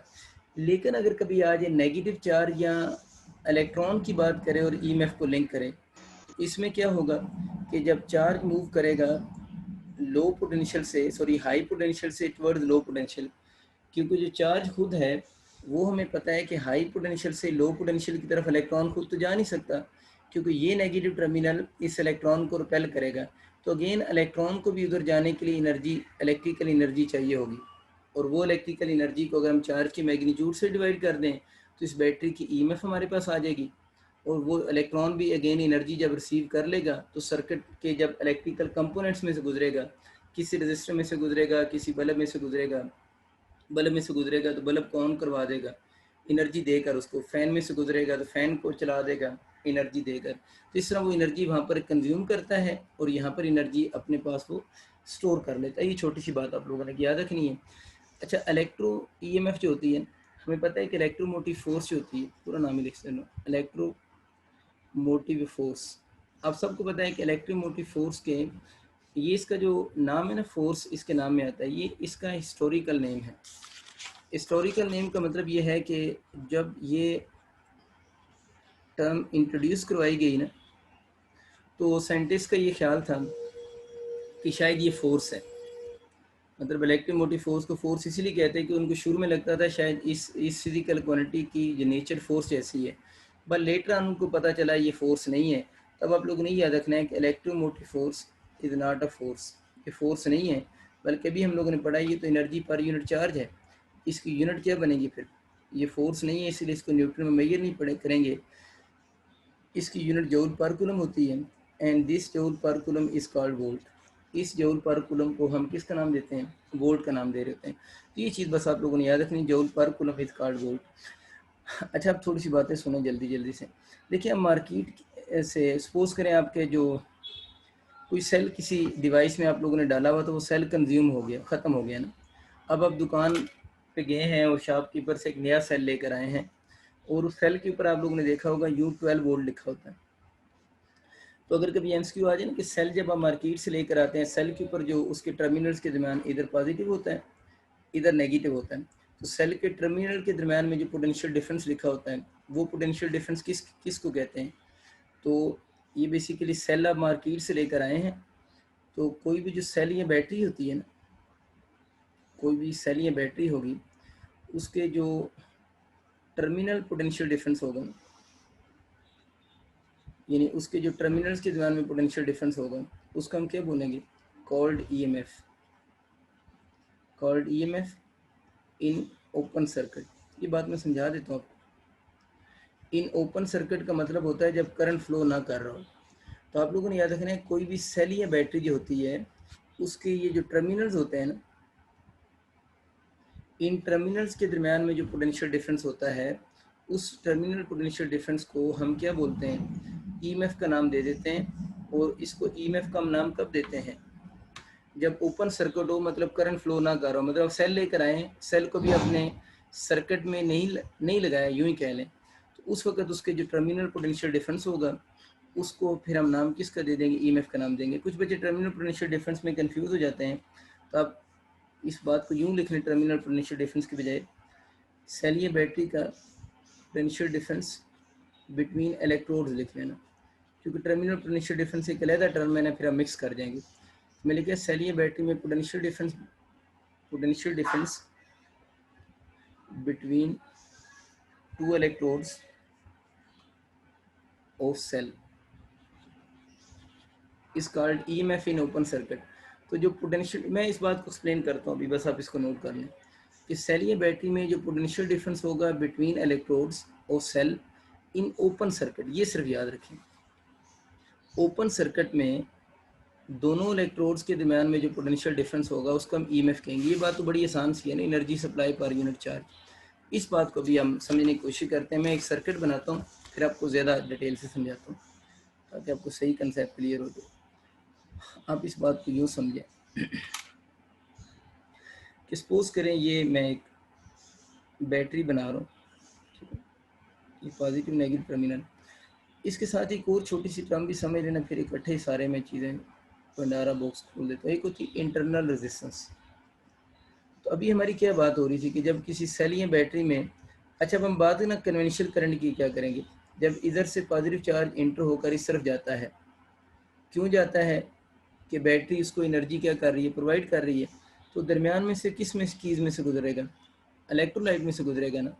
तो जब वो इलेक्ट्रोलाइट में से गुजरेगा तो इलेक्ट्रोलाइट उसकी मोशन को क्या करेगा, अपोज करेगा। जब वो बैटरी ने उसको एनर्जी दी, ये सब कुछ किधर हो रहा है, with in the battery electrolyte है, तो इलेक्ट्रोलाइट जो होगा वो चार्ज की मोशन को अपोज करेगा। इस अपोजिशन को हम क्या किसका नाम देते हैं, इंटरनल रेजिस्टेंस का नाम दे देते हैं। तो इंटरनल रेजिस्टेंस क्या होती है कि बेसिकली अपोजिशन होती है, opposition offered by electrolyte between two electrodes to the flow of charge, between two electrodes to the flow of charge। मतलब आप यूँ समझ लें कि जब बैटरी में से चार्ज गुजर रहा होता है, the position offered by electrolyte between two electrodes to the flow of charge, यानी जब चार्ज इन दो इलेक्ट्रोड्स के दरमियान में से गुजरता है, तो जितनी इलेक्ट्रोलाइट के पार्टिकल उसको पोजीशन देते हैं उसको हम इंटरनल रेजिस्टेंस कहते हैं। और आप लोगों ने याद रखना है कि ऑल सप्लाईज मीन कि जितने भी सेल या बैटरीज होती हैं, ऑल सप्लाईज मीन जितने भी सेल्स हैं या बैटरीज हैं, हैव इंटरनल रेजिस्टेंस, सबकी इंटरनल रेजिस्टेंस होती है। मतलब कोई भी सेल या बैटरी ऐसा नहीं है जिसकी इंटरनल रेजिस्टेंस ना हो, हर एक की इंटरनल रेजिस्टेंस होगी बट वेरी स्मॉल होगी। यानी इंटरनल रेजिस्टेंस सबकी होती है लेकिन सबकी इंटरनल रेजिस्टेंस बहुत स्मॉल होती है, ठीक। और इंटरनल रेजिस्टेंस की जो सिंबल होती है, ये तो मैं समझ आ गया ना, ये दो इलेक्ट्रोड्स के दरमियान में इस जगह होनी चाहिए इसको, यानी दोनों के दरमियान में होनी चाहिए। लेकिन इंटरनल रेजिस्टेंस को जब हम इसकी डायग्राम बनाते हैं, डायग्राम तो नहीं कहना चाहिए, जब हम इसकी सिंबल बनाते हैं तो सिंबल इसकी कुछ यूँ बनती है, ठीक है, ये इंटरनल रेजिस्टेंस है। तो यहाँ देखने से ये सारी चीज़ होगी। अब जो हम बोलेंगे लफ्ज़ बैटरी के टर्मिनल्स, पहले हम इन दो को टर्मिनल कह रहे थे, अब इसको टर्मिनल नहीं बोलेंगे, अब इसको और इसको टर्मिनल कहेंगे। यानी ये दो बैटरी के क्या हैं, टर्मिनल्स होंगे, यूँ याद रखना। अच्छा मैं समझ आ गया इंटरनल रेजिस्टेंस क्या है और वो उसका चक्कर क्या है। अब इसको यहाँ पर शो भी कर लेते हैं। थोड़ा सा मैं खुद ही डिटेल में जा रहा हूँ ताकि आपको जो वर्डिंग की गलती आप करते हैं वो फिर नहीं करेंगे, इसलिए वो मैंने वो ओपन सर्किट वाली बात पीछे स्टॉप कर दी है ताकि थोड़ा ज़्यादा डिटेल से बात करने के बाद उस पर फिनिशिंग हो जाते हैं। अब हमें ये समझ आ गया कि ये बैटरी के टर्मिनल्स हैं, ये रजिस्टर आर लगा हुआ है। अब हम बात कर लेते हैं। देखिए बात ये है असल में कि अब इस वक्त देखें, ये जो सर्किट मैंने बोर्ड पे आप लोगों के लिए ड्रॉ किया हुआ है, ये ओपन सर्किट है, क्लोज सर्किट है। इस वक्त स्विच ओपन है तो ये वाला सर्किट ओपन सर्किट है। आप लोगों का एमसीक्यू जब पेपर में आएगा ना, तो आपका एमसीक्यू आएगा कि ओपन सर्किट में, यानी ओपन सर्किट में जो पोटेंशियल डिफरेंस होगा ना, ओपन सर्किट में पोटेंशियल डिफरेंस बिटवीन इलेक्ट्रोड्स, एक एमसीक्यू आएगा। और दूसरा आएगा कि क्लोज सर्किट में, क्लोज सर्किट में कि जब करंट फ्लो करना शुरू हो जाए ना, तो क्लोज सर्किट की अगर बात करेगा तो potential difference across potential difference across electrodes, ये दो डिफरेंट एमसीक्यूज हैं। तो आप लोगों ने याद रखना है कि ओपन सर्किट में इसके ये जो इलेक्ट्रोड्स कह लें या टर्मिनल्स कह लें, इनके दरम्यान में पोटेंशियल डिफरेंस को हम ईएमएफ बोलेंगे। ओपन सर्किट का मतलब तो आपको पता है ना, कि एक ऐसा सर्किट जिसमें करंट का फ्लो ज़ीरो हो। लेकिन जो क्लोज सर्किट होगा, क्लोज सर्किट का मतलब होता है जिसमें करंट का फ्लो नॉट इक्वल ज़ीरो हो। तो क्लोज सर्किट में पोटेंशियल डिफरेंस बिटवीन इलेक्ट्रोड्स को हम बोलेंगे टर्मिनल पोटेंशियल डिफरेंस। तो ये बस थोड़ा सा आप लोगों ने एक वर्डिंग का डिफरेंस याद रखना है कि ओपन सर्किट में potential difference between electrodes EMF, और क्लोज सर्किट में potential difference between electrodes terminal potential difference. अभी आप इतना याद रख लें कि मैं एक बैटरी मार्केट से लेकर आया हूँ, उस बैटरी को मैंने सर्किट में लगाया है और अभी इस सर्किट में करंट फ्लो नहीं कर रहा, स्विच ओपन है। उस बैटरी के ऊपर लिखा हुआ था 12 वोल्ट, तो मैंने मान लिया कि वो जो 12 वोल्ट है उस बैटरी की क्या ईएमएफ है। उस बैटरी के ऊपर 12 वोल्ट लिखा हुआ था और मैंने मान लिया उसकी ईएमएफ कितनी है, 12 वोल्ट है जो उसके ऊपर लिखा हुआ था। ठीक है, वो 12 वोल्ट था, वो उसकी ईएमएफ है। जब हम लोगों ने इसका स्विचेस क्लोज किया, जब हम लोगों ने इसका स्विचेस क्लोज किया, यहाँ पर 12 वोल्ट की थी, और जब मैंने स्विचेस क्लोज किया तो मैंने देखा कि इस रजिस्टर आर में, अब एग्जांपल दे रहा हूँ समझाने के लिए, मैंने जब इसको क्लोज किया तो मैंने देखा कि इस रजिस्टर में से करंट फ्लो कर रहा है। स्विच क्लोज किया, रजिस्टर में से करंट फ्लो कर रहा है। समझाने के लिए कह रहा हूँ, सपोज करें रजिस्टर जो है वो 4 ओम के है और करंट इसमें 2 एम्पेयर फ्लो कर रहा है। ज़रा फोकस रखिएगा एग्जाम्पल पर। मैंने स्विच क्लोज किया, मेरी बैटरी थी 12 वोल्ट की, तो मुझे कैसे पता चला इसकी ईएमएफ 12 वोल्ट है, इस पर लिखी हुई थी। और जब सर्किट ओपन था, मैं दुकानदार से लेकर आया, मैंने देखा उसके ऊपर 12 वोल्ट लिखा हुआ था, मैंने बोला ये इसकी ईएमएफ है, क्योंकि ओपन सर्किट में टर्मिनल के दरम्यान में पोटेंशियल डिफरेंस ईएमएफ के बराबर होता है। मैंने क्लोज किया, मैंने देखा इस सर्किट में करंट 2 एम्पेयर फ्लो कर रहे हैं, इस एक्सटर्नल रजिस्टर में से गुजरा है जिसकी रेजिस्टेंस 8 ओम है, और इसका पाथ कंप्लीट हो गया। अब मैंने अगर इस एक्सटर्नल रजिस्टर के क्रॉस पोटेंशियल ड्रॉप निकालना चाहूँ, इसके क्रॉस एग्जाम्पल दे रहा हूँ सारी, V equal to I R से निकालूंगा इसके क्रॉस पोटेंशियल ड्रॉप। अब इसके क्रॉस पोटेंशियल ड्रॉप कितना बनेगा, 4 इंटू 2 8 वोल्ट। ये तो बड़ी गड़बड़ होगी। मैंने बैटरी लगाई 12 वोल्ट की, मैंने अपनी तरफ से बैटरी लगाई 12 वोल्ट की, लेकिन जो रजिस्टर वायर लगा हुआ था, रजिस्टर मतलब सर्किट में जो कंपोनेंट लगा हुआ था जिसको मैंने चलाना था, ये समझिए यहाँ पर बल्ब लगा हुआ है, मैं दुकानदार से 12 वोल्ट की बैटरी लेकर आया हूँ, लेकिन मेरा जो कंपोनेंट है, जो डिवाइस जिसको मैंने चलाना था, उसको कितने वोल्ट मिले हैं, 8 वोल्ट मिले हैं। ये तो बड़ी गड़बड़ होगी। हम 12 वोल्ट की लेकर आए हैं, हमें मिल कितने रहे हैं, 8 वोल्ट मिल रहे हैं। इसका मतलब है कि कहीं कोई और भी ऐसा रजिस्टर है जिसके अंदर कुछ एनर्जी ज़ाया हो गई है, तभी तो यहाँ 8 वोल्ट मिले हैं ना, क्योंकि law of conservation of energy के अकॉर्डिंग तो एनर्जी बराबर होनी चाहिए। पोटेंशियल डिफरेंस को मैं एनर्जी बोल रहा हूँ ना, पोटेंशियल डिफरेंस क्या होता है, एनर्जी पर यूनिट टाइम ही तो होता है ना, sorry energy per unit charge ही तो होता है वो पोटेंशियल डिफरेंस, तो एनर्जी है ना बेसिकली, तो बराबर होनी चाहिए थी। हम 12 वोल्ट की बैटरी लेकर आए हैं, ऊपर 8 वोल्ट मिल रहा है, तो बाकी पोटेंशियल किधर चला गया, यानी बाकी एनर्जी किधर ज़ाया होगी। तो वो हम लोगों ने देखा कि असल में ये जो बैटरी के अंदर भी तो रजिस्टर लगा हुआ है ना, जिसको हम इंटरनल रजिस्टर कहते हैं। अब आप इसको बैटरी ना समझें, अब आप समझिए यहाँ से बैटरी शुरू हो रही है और यहाँ पर बैटरी ख़त्म हो रही है। सपोज कर लेते हैं कि इसका जो इंटरनल रेजिस्टेंस है वो 2 ओम की है। अब इस 2 ओम में से भी कितना करंट गुजरा, 2 ही गुजरा ना, 2 इंटू 2 आई आर की बात कर रहा हूँ, आई आर जो पोटेंशियल डिफरेंस बैटरी के अंदर होगा, 2 इंटू 2 कितना हो गया, 4। इसका मतलब है कि 4 वोल्ट इस जगह पर ड्रॉप हो रहा है। अब ज़रा सुने, इसका मतलब ये हुआ कि बैटरी आपकी 12 वोल्ट की थी, कब था, जब इसको सर्किट में नहीं लगाया हुआ था।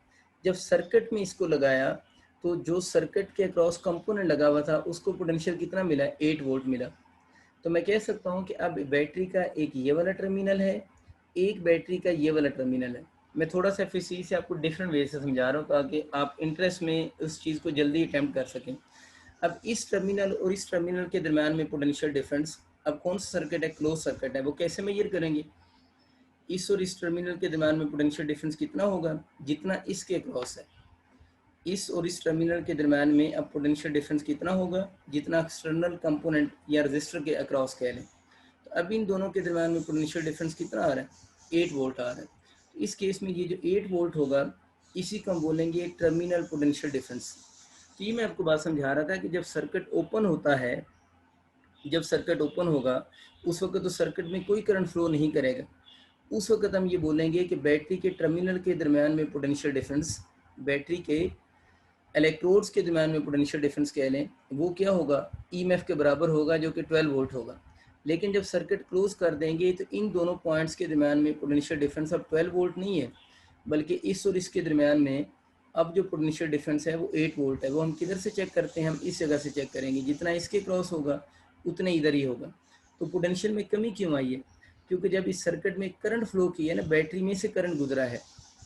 जब बैटरी में से करंट गुजरा है तो कुछ करंट या कुछ एनर्जी बैटरी के अंदर ही डिक्रीज हो गई है, यानी कुछ एनर्जी बैटरी के अंदर जो इंटरनल रेजिस्टेंस है उसको ओवरकम आने में ही यूज़ हो गई है, जिसकी वजह से अब इसके टर्मिनल का पोटेंशियल जो है वो 12 वोल्ट नहीं है, बल्कि 12 वोल्ट से कम आ रहा है। कितना होगा? 8 वोल्ट होगा। तो अभी आप बस वर्डिंग की हद तक बातें याद रखें कि अगर ओपन सर्किट हो जाए तो उसमें जो पोटेंशियल डिफरेंस बिटवीन इलेक्ट्रोड्स होगा उसको हम ईएमएफ मानेंगे। लेकिन अगर क्लोज सर्किट हो जाए, यानी सर्किट में करंट का फ्लो शुरू हो जाए, तो फिर पोटेंशियल डिफरेंस बिटवीन इलेक्ट्रोड किसके इक्वल होगा? टर्मिनल पोटेंशियल डिफरेंस के बराबर होगा। ये इसके दो एमसीक्यू भी हैं जो अक्सर बच्चे जल्दी में रॉन्ग करते हैं। अब इस पे हम और भी बात करेंगे। एक पंजाब की बुक में ना एक डायग्राम उसने बनाई हुई है, मेरा ख्याल है, मुझे पेज नंबर तो एग्जैक्ट याद नहीं है, वो पेज नंबर मेरे ख्याल 45 बनेगा आपका, पेज 45 पे ना उसने एक डायग्राम बनाई हुई है। मैं आपको उस डायग्राम से भी थोड़ा बहुत आइडिया देता हूँ। पेज 45 पे एक डायग्राम बनी हुई है, अब डायग्राम देख लीजिए। तो उसमें ना उसने एक वोल्ट मीटर बनाया हुआ है, मैं बस उसको डायरेक्ट लिखूँगा। उसने बताया कि वोल्ट मीटर जो है अगर ओपन सर्किट हो ना, आप डायग्राम खुद वहाँ से देख लेना। अगर ओपन सर्किट हो, यानी वोल्ट मीटर को ओपन सर्किट में लगाएं और वोल्ट मीटर को लगाएं क्लोज सर्किट में, तो वोल्ट मीटर ओपन सर्किट में क्या मेजर करेगा? तो वोल्ट मीटर ओपन सर्किट में वहाँ पर उसने डायग्राम में लिखा हुआ है कि मेजर करेगा ईएमएफ। ओपन सर्किट का मतलब क्या है? वोल्ट मीटर ने क्या मेजर करना है?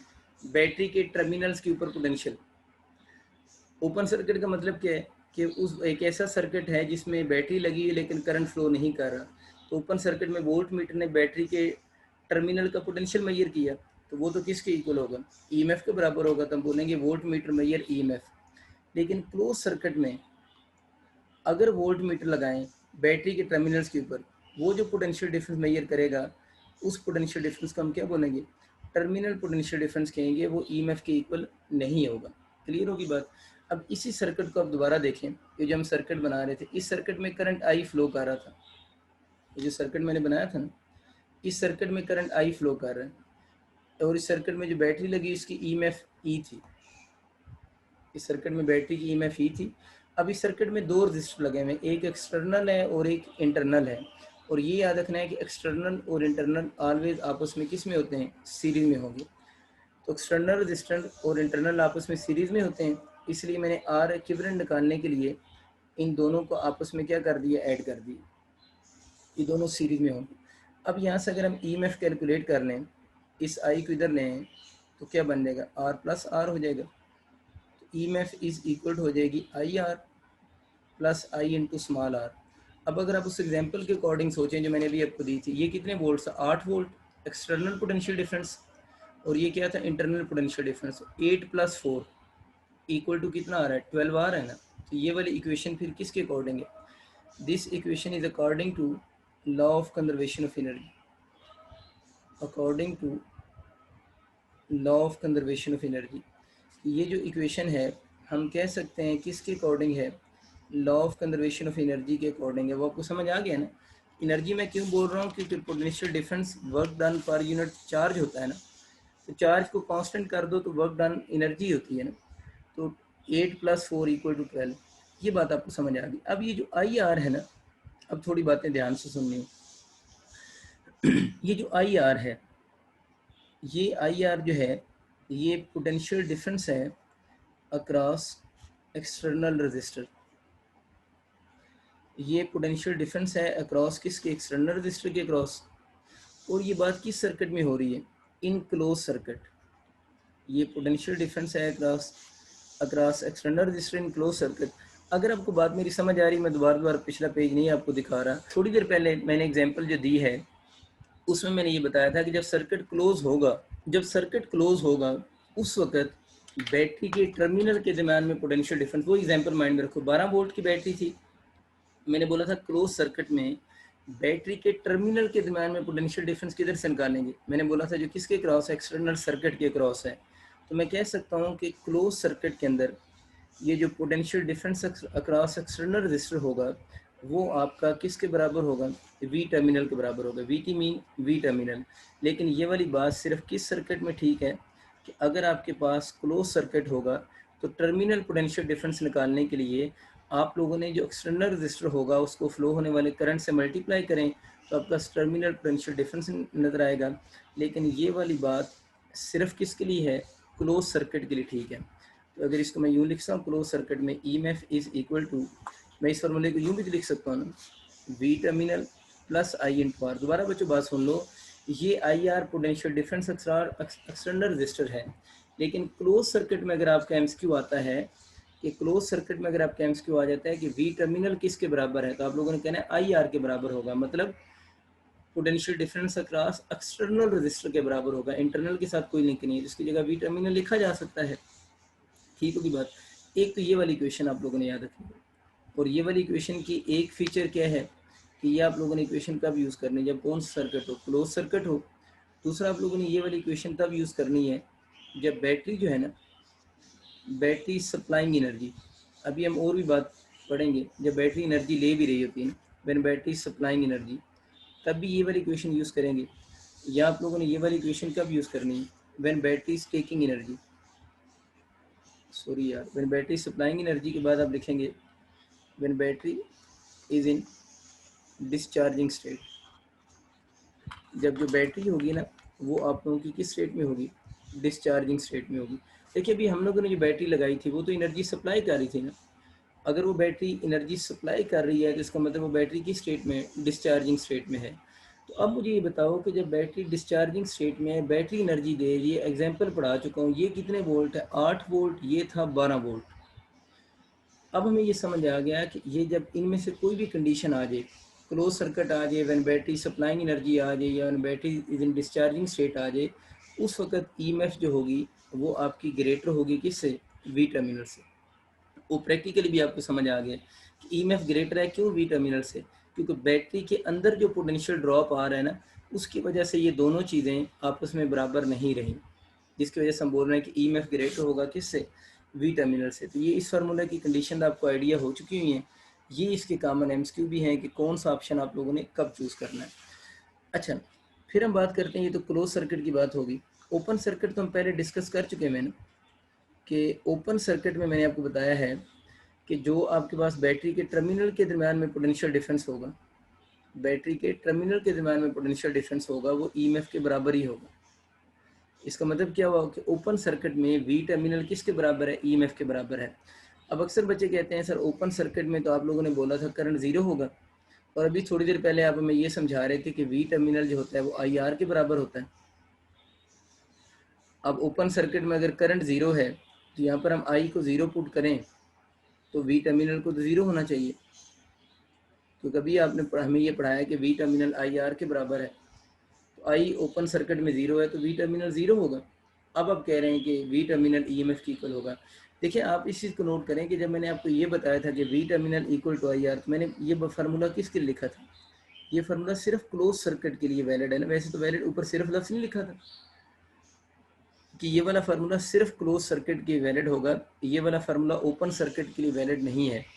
ओपन सर्किट में आपके पास करंट जब इक्वल टू क्या होगा, ज़ीरो होगा, तो उस केस में इसका मतलब क्या है कि सर्किट में करंट फ्लो कर ही नहीं रहा। जब सर्किट में करंट नहीं फ्लो कर रहा तो जो बैटरी के अंदर पोटेंशियल ड्रॉप हो रहा था, जो बैटरी के अंदर पोटेंशियल ड्रॉप हो रहा था 4 वोल्ट, अब वो पोटेंशियल ड्रॉप नहीं हो रहा। इसका मतलब ये है कि जब कोई भी पोटेंशियल ड्रॉप नहीं हो रहा तो हम टर्मिनल के ऊपर जो पोटेंशियल है उसको हम ईएमएफ के इक्वल ही एज्यूम करेंगे, और अगर उस पुरानी एग्जांपल के अकॉर्डिंग ले लें तो उसको फिर हम 12 वोल्ट ही एज्यूम करके लिखेंगे।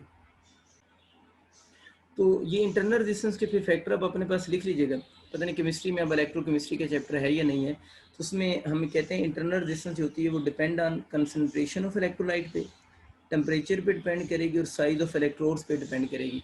फिजिक्स के अंदर हम इंटरनल रेजिस्टेंस को कांस्टेंट ही लेते हैं। कभी किसी यूनिवर्सिटी में एमसीक्यू आ जाए किस पे डिपेंड करेगी तो आप ये ऑल ऑप्शन चूज कर सकते हैं। ओपन सर्किट की बात हो रही है, क्लोज सर्किट का कंसेप्ट क्लियर होगा, इसमें कभी भी आप खिचड़ी नहीं मचानी, ये फार्मूला सिर्फ क्लोज सर्किट के लिए। ओपन सर्किट में ये क्यों डिफरेंस आया था भला, मैंने क्या बोला था कि क्लोज सर्किट में ईएमएफ ग्रेटर हो जाएगी वी टर्मिनल से। क्यों ग्रेटर हो जाएगी? क्योंकि जो बैटरी के अंदर पोटेंशियल ड्रॉप हो रहा है जिसकी वजह से इसके टर्मिनल का पोटेंशियल जो है वो ओरिजिनल ईएमएफ के बराबर नहीं रहा था। अब जब करंट जीरो हो जाएगा तो बैटरी के अंदर जो आई आर है ना, करंट जीरो होने से क्या होगा, असल में करंट जीरो होने से I R equal to zero हो जाएगा। जब आई आर जीरो हो गया तो your V terminal equal to EMF के बराबर हो जाएगा। कुछ लोग ये भी कहते हैं कि ओपन सर्किट में EMF equal to V terminal होगी, और इसका प्रॉपर कंसेप्ट क्या है कि करंट जीरो होने से आई आर जीरो हो जाता है, जिसकी वजह से जो अंदर पोटेंशियल ड्रॉप था वो खत्म हो जाएगा।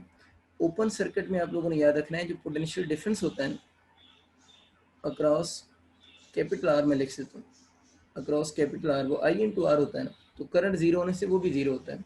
तो ओपन सर्किट में potential difference across capital R, जिसे हम एक्सटर्नल पोटेंशियल डिफरेंस भी कहते हैं, उसकी वैल्यू भी जीरो होगी, इंटरनल पोटेंशियल डिफरेंस भी जीरो होगा, और V terminal equal to EMF होगी। कुछ लोग एक और कंसेप्ट भी कहते हैं जो कि प्रैक्टिकली पॉसिबल नहीं है, वो ये होता है कि if R equal to zero हो जाए, अगर कोई बैटरी हो उसकी इंटरनल रेजिस्टेंस जीरो हो जाए, अगर किसी बैटरी की इंटरनल रेजिस्टेंस जीरो हो जाए तो इस फार्मूले में मैं आर को जीरो पुट करूं तो EMF is equal to V terminal हो जाएगा। ये बात कुछ बुक्स में लिखी तो हुई है, रॉन्ग नहीं, बात तो ठीक है अपनी जगह पे, लेकिन प्रैक्टिकली ऐसा पॉसिबल नहीं होता। जब आपका कभी EMF equal to V terminal का जनरल सवाल आएगा तो ये आएगा कि ओपन सर्किट में ये दोनों बराबर होंगी, ठीक है, और ओपन सर्किट में इंटरनल पोटेंशियल डिफरेंस और एक्सटर्नल पोटेंशियल डिफरेंस दोनों जीरो हो जाएंगे। एक और बात भी लोग यूज़ करते हैं कि अगर बैटरी की इंटरनल रेजिस्टेंस जीरो हो जाए तो फिर भी ईएमएफ जो है वो देख लें मैथमेटिकली वी टर्मिनल के ही बराबर हो जाएगी, लेकिन प्रैक्टिकली जो है वो अभी मैंने थोड़ी देर पहले लिख भी दिया था कि कोई भी ऐसा सेल या बैटरी नहीं है जिसकी इंटरनल रेजिस्टेंस की वैल्यू किसकी इक्वल हो, जीरो की इक्वल। फिर इसमें केस आता है ड्यूरिंग डिस्चार्जिंग, तो हम लोगों ने पढ़ ली है, during charging of battery, during charging of battery. देखिए आप खुद सोचें कि हम किसी बैटरी को चार्ज करना चाह रहे हैं, हम किसी बैटरी को चार्ज करना चाह रहे हैं। अब इसको चार्ज करने के लिए इस बैटरी को सपोज करें हम चार्ज करना चाह रहे हैं, तो हमें इस बैटरी को चार्ज करने के लिए इसके टर्मिनल्स के ऊपर को बड़ा पोटेंशियल लगाना पड़ेगा ना, इसके टर्मिनल्स हैं, इस टर्मिनल के ऊपर को बड़ा पोटेंशियल लगाना पड़ेगा। सपोज करें मैं इस बैटरी के टर्मिनल्स के ऊपर लगाता हूँ 16 वोल्ट, 16 वोल्ट की मैंने बैटरी लगाई इसको चार्ज करने के लिए। अब जब मैंने 16 वोल्ट लगाई, वही पुरानी एग्जांपल रिपीट कर रहा हूँ, उससे क्या होगा, सपोज करें कि इस रजिस्टर के क्रॉस पोटेंशियल कितना ड्रॉप हो गया, 4 वोल्ट इसके क्रॉस ड्रॉप हो गया। अगर 4 वोल्ट इसके क्रॉस ड्रॉप हो रहा है तो इस बैटरी की ईएमएफ अब कितनी बनेगी आपके पास, आप लोगों ने बाहर से पोटेंशियल दिया है ना, कुछ इसने खा लिया ना बैटरी ने, यूँ समझे बैटरी ने अंदर रेजिस्टेंस अपना बच्चा पाला हुआ है छोटा सा है, वो कुछ खा पी जाता है, इसका कुछ हिस्सा वो ले जाता है, ठीक है। अब आपने 16 वोल्ट दिए इस बैटरी को चार्ज करने के लिए, बैटरी आपके पास 12 वोल्ट की थी, तो आप लोगों ने 16 वोल्ट दिया, बैटरी तो 12 वोल्ट की थी, तो 4 वोल्ट किधर गए, उस इंटरनल रेजिस्टेंस ने अपने पास रख लिया। तो इस केस में क्या होगा, जब बैटरी किस स्टेट में होगी, चार्जिंग स्टेट में होगी। चार्जिंग स्टेट का मतलब होता है when battery is taking energy, तो जब बैटरी एनर्जी ले रही होती है तो हम उसके टर्मिनल्स के ऊपर जितना भी पोटेंशियल लगाते हैं वो सारे के सारा उसकी ईएमएफ नहीं होती, या यूँ समझ लें कि उस सारे के सारा पोटेंशियल उस बैटरी को चार्ज करने में यूज़ नहीं हो जाता, बल्कि उसका कुछ पार्ट इंटरनल रजिस्टर के अक्रॉस ज़ाया भी होता है। कुछ पार्ट इंटरनल रजिस्टर के क्रॉस ज़ाया भी होगा। तो एग्जांपल मैंने दिया, अगर ये 16 वोल्ट है, 4 इधर ज़ाया हो गया, तो बैटरी को कितने ने चार्ज किया है? 12 वोल्ट ने। तो बैटरी की ईएमएफ इस केस में कितनी होगी? 12 वोल्ट होगी। समझाने का मकसद ये था कि when battery is taking energy और in during charging of battery, उस केस में आपका वी टर्मिनल जो होगा वो ग्रेटर होगा किससे? ईएमएफ से। और यहाँ पर वी टर्मिनल कौन सा होता है? ये पोटेंशियल डिफरेंस होता है ऑफ एक्सटर्नल सोर्स। तो फिर इसको वी टर्मिनल क्यों बोल रहे हैं अगर ये पोटेंशियल डिफरेंस है किसी एक्सटर्नल सोर्स का? क्योंकि वो एक्सटर्नल सोर्स इस बैटरी के टर्मिनल पे ही तो लगाया हुआ है इसको चार्ज करने के लिए ना। तो इस केस में ये जो 16 वोल्ट है वो वी टर्मिनल है, जिसे हम potential difference of external source कहते हैं। क्लियर होगी बात? और दूसरी बात आपको बच्चों ये समझ आ गई कि इस केस में अगर हम जो दे रहे हैं वो इसके बराबर क्यों नहीं लिख सकते? इसको 16 दे रहे हैं तो 16 क्यों नहीं मिल रहा? एग्जाम्पल है 16 4 12 मली वैसे, ठीक है, ताकि आपको थोड़ा याद रह जाए ना। तो कुछ उस बैटरी का जो बच्चा उसके अंदर रखा हुआ है वो खा पी जाता है और उसको वो सारा मिलने नहीं देता। उसकी वजह से वी टर्म ईएमएफ की वैल्यू जो होगी वी टर्मिनल से स्लाइड लेस होगी। मैं थोड़ा सा आपको रिवाइज करवाता हूँ, फिर मैं इसको आगे कंटिन्यू करता हूँ। रिवीजन बच्चों ये है कि आप लोगों को मैं बोलता जाता हूँ, बस सुनते जाए। मैंने आपको ये बताया कि जब आपके पास दो एमसीक्यू थोड़े कंफ्यूजिंग एमसीक्यू आते हैं, एक तो सीधा सीधा एमसीक्यू आता है कि जो आपके पास energy supplied by the battery per unit charge is called EMF. अब वी टर्मिनल और ईएमएफ का थोड़ा कंफ्यूजिंग एमसीक्यू आता है। अगर आपसे पूछता है बैटरी के टर्मिनल्स के दरम्यान में पोटेंशियल डिफरेंस कितना होगा, बैटरी के टर्मिनल के दरम्यान में पोटेंशियल डिफरेंस कितना हो, किसके इक्वल होगा? इफ सर्किट इज ओपन, तो देन आप चूज करोगे ईएमएफ के बराबर, ईएमएफ होगा, उसको ईएमएफ कहेंगे। और अगर आ जाए कि the potential difference between the electrodes और terminals of the battery when circuit is close, तो उस पोटेंशियल डिफरेंस को हम क्या कहेंगे? टर्मिनल पोटेंशियल डिफरेंस कहेंगे जब सर्किट क्लोज होगा। उसको फिर आप लोगों ने ईएमएफ के इक्वल नहीं लेना। और फिर मैंने आपको बताया कि अगर सर्किट क्लोज होगा तो जो वी टर्मिनल कैलकुलेट कैसे होगी? वी टर्मिनल एक्सटर्नल रेजिस्टर के बराबर होगी, यानी V terminal equal to I R होगा। और क्लोज सर्किट में आपको मैंने ये बताया कि ईएमएफ जो होती है वो ग्रेटर होती है वी टर्मिनल से। उसकी वजह बताइए कि अंदर कुछ एनर्जी ज़ाया हो रही है। और फिर बताया कि जब ओपन सर्किट हो जाए तो फिर जो आई आर पोटेंशियल होता है, ओपन सर्किट का मतलब करंट जीरो होता है, तो आई आर भी जीरो होता है। और आई इंटू कैपिटल आर यानी एक्सटर्नल रजिस्टर के क्रॉस भी पोटेंशियल डिफरेंस जीरो होता है। लेकिन आपके पास ओपन सर्किट के अंदर जब करंट जीरो हो जाए, वी टर्मिनल जीरो नहीं होता, बल्कि उस केस के अंदर वी टर्मिनल को हम ईएमएफ के इक्वल ही लिखते हैं, क्योंकि एनर्जी में कोई बिगाड़ वगैरह नहीं आ रहा। फिर एक जनरल सेंस क्यों आ सकता है कि आप एक मार्केट से सेल लेकर आए हैं, उस सेल के टर्मिनल के दरम्यान में जो पोटेंशियल है वो 12 वोल्ट है, तो उस सेल की ईएमएफ बताएं। तो हम बोलेंगे उस सेल की ईएमएफ 12 वोल्ट ही होगी अनटिल के आप उसको सर्किट में लगाकर सर्किट में करंट का फ्लो स्टडी नहीं करते। फिर हम लोगों ने चार्जिंग की बात की, वो तो डिस्चार्जिंग की बातें थी, या when battery is taking energy की बात की। उस वक्त मैंने बताया कि हम बैटरी या सेल के टर्मिनल के दरम्यान में एक बड़ा वोल्टेज सोर्स लगाएंगे। अब वो जो बड़ा वोल्टेज सोर्स होगा वो जितनी भी वोल्टेज देगा उसका कुछ पार्ट इंटरनल रेजिस्टेंस की वजह से बैटरी के अंदर भी ज़ाया होगा। तो अगर आप 16 वोल्ट दे रहे हैं तो 4 वोल्ट फोर्स किया था ना, वो उसके अंदर ज़ाया हो गया है। तो बैटरी को जो मिला है, जो उसको चार्ज कर रहा है, वो कितना चार्ज कर रहा है? वो 12 वोल्ट चार्ज कर रहा है। तो हम बोलेंगे उस बैटरी की ईएमएफ 12 वोल्ट होगी। तो इन शॉर्ट वहाँ से हम लोगों ने ये बात गेस की कि जब आपके पास कौन सा सर्किट होगा, ये वाला सर्किट बना होगा ड्यूरिंग चार्जिंग की बात करेगा, तो उस केस में वी टर्मिनल ग्रेटर होगा ईएमएफ से। और जब इसकी इक्वेशन लिखेंगे ईएमएफ की, तो ईएमएफ की इस केस में जो इक्वेशन लिखी जाएगी वो V terminal minus I into R होगा। ये बात लाजमी याद रखनी है। जनरल फार्मूले में प्लस आता है, लेकिन जब चार्जिंग का वर्ड यूज़ हो जाए या when battery is taking energy का वर्ड यूज़ हो जाए, तो उसके फार्मूला में आप लोगों ने याद रखना है प्लस के साथ सॉल्व नहीं करेंगे, माइनस के साथ करेंगे। माइनस लिखेंगे तो ही प्रैक्टिकली वी टर्मिनल ग्रेटर होगा ना ईएमएफ से। अगर यहाँ प्लस लगा देंगे तो इसका मतलब क्या है कि ईएमएफ ग्रेटर हो गया ना फिर वी टर्मिनल से। तो चार्जिंग का फार्मूला हो या when battery is taking energy, तो इस फार्मूला में जो साइन आएगा वो नेगेटिव साइन आएगा। इसके मैं अभी एमसीक्यू तो जो थे वो मैंने आपको सारे बता दिए हैं, लेकिन फिर भी मैं छोटी छोटी बातें जो कभी यूज़ होती हैं उनको आपको थोड़ा सा और रिवाइज करवा देता हूँ। तो हमें ये समझ आ गया कि अब उसके अलावा मैं हट के थोड़ी सी बातें कर रहा हूँ। अगर आपको सवाल आ जाता है इन ओपन सर्किट, ठीक है, ओपन सर्किट में आप लोगों ने याद ही रखना है कि ओपन सर्किट में बैटरी की ईएमएफ तो ज़ीरो नहीं होगी, लेकिन पोटेंशियल डिफरेंस ज़ीरो होगा। जब potential difference simple word use होता है, इसका मतलब होता है अक्रॉस एक्सटर्नल रजिस्टर, यानी ओपन सर्किट में करंट ज़ीरो हो जाता है ना, तो ईएमएफ तो जीरो नहीं होगी, बैटरी तो है ना आपकी, ये तो नहीं कि बैटरी के अंदर इलेक्ट्रोलाइट खत्म हो गया, तो ईएमएफ जीरो नहीं होगी, बल्कि आपके पास पोटेंशियल डिफरेंस किसके इक्वल हो जाएगा, जीरो के इक्वल हो जाएगा। और जो potential difference across, potential difference जब भी मैं बोलूँगा अक्रॉस एक्सटर्नल रजिस्टर होगा, इसकी ये डेफिनेशन भी होती है, potential difference across external resistor की energy dissipated per unit charge, यानी जितनी एनर्जी डिसिपेट हो रही है ना, उसको चार्ज की मैग्नीट्यूड से डिवाइड कर दो, तो जो क्वांटिटी बनेगी वो पोटेंशियल डिफरेंस होगा। तो ईएमएफ क्या है, energy supplied per unit charge है, और पोटेंशियल डिफरेंस जब जनरल वर्ड यूज होता है तो वो रजिस्टर के लिए होता है, ठीक है, तो वो energy dissipated per unit charge होगी। ये वैसे मैंने आपके लिए लिखा है, थोड़ा सा आपको याद रह जाए। और अगर हम लोग बात करते हैं क्लोज सर्किट में, बाकी बातें मैं नहीं लिख रहा, बाकी मैं पढ़ा चुका हूँ, बार बार तुम लिखूंगा। क्लोज सर्किट में ना ईएमएफ जीरो होती है और ना ही पोटेंशियल डिफरेंस जीरो होता है। क्लोज सर्किट का मतलब क्या होगा, करंट जीरो नहीं होगा, तो दोनों चीज़ें नॉट इक्वल टू जीरो होंगी।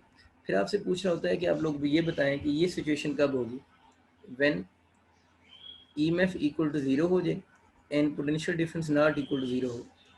कहते हैं ये कब सिचुएशन आएगी, जब ईएमएफ इक्वल टू जीरो हो and potential difference not equal to zero हो। ये आप लोगों ने चूज़ करना है, दिस इज नॉट पॉसिबल। ये में असल में तीनों एमसीक्यू इकट्ठे आते हैं ना, इसमें उसने ये ऑप्शन लिखा होता है, एक ये वाला ऑप्शन लिखा होता है, एक ये वाला लिखा होता है, दूसरा बताएं इनमें से कौन सा पॉसिबल नहीं है। तो हम कहते हैं ईएमएफ का ज़ीरो होना और पोटेंशियल डिफरेंस का नॉट इक्वल टू ज़ीरो होना, ये चीज़ प्रैक्टिकली पॉसिबल नहीं है। एक और उसने बुक में भी लाइन लिखी है, पंजाब की बुक में, ईएमएफ को बोलता है EMF is cause and potential difference is its effect. इसका मतलब है कि ईएमएफ काज का मतलब क्या है कि ईएमएफ की वजह से एनर्जी सप्लाई होती है ना, और उसका इफेक्ट क्या होता है कि एनर्जी जाकर डिसिपेट होती है। इसलिए बुक में इसने ये दो लफ्ज़ भी लिखे हुए हैं कि ईएमएफ जो है वो बच्चों काज होता है, और अगर हम पोटेंशियल डिफरेंस की बात करेंगे तो पोटेंशियल डिफरेंस जो होगा वो उसका इफेक्ट होगा। ये चंद बेसिक सी बातें उसने लिखी हुई हैं। जितनी बच्चे बातें मैंने आपको बताई हैं ना, जितने रिलेशन बताए हैं, आप लोगों ने बस उन रिलेशनशिप्स को एज इट इज़ याद कर लेना है। आपका कोई भी एमसीक्यू इसके अकॉर्डिंग रॉन्ग नहीं होगा। बड़ी आसान सी बातें भी हैं, और जितनी थी मैंने सारी ही पॉसिबल लिख दी। इसके एमसीक्यू कुछ बेसिक से देख लेते हैं। मूड था आज मैं किरशॉफ लॉस के ऊपर बात करता, लेकिन इस पर टाइम ज़्यादा लग गया। एक एमसीक्यू मैं लिखता हूँ कि द ईएमएफ ऑफ बैटरी, इसके एमसीक्यू सिंपल ही होते हैं। The EMF of battery is 10 volt and small r लिख दूँ, स्मॉल आर मतलब internal resistance is 2 ohm, small r internal resistance, paper में इंटरनल रेजिस्टेंस पूरा अलग से लिखा होता है। What is the potential difference across the terminals across the terminal of battery if it is connected to 3 ohm resistor।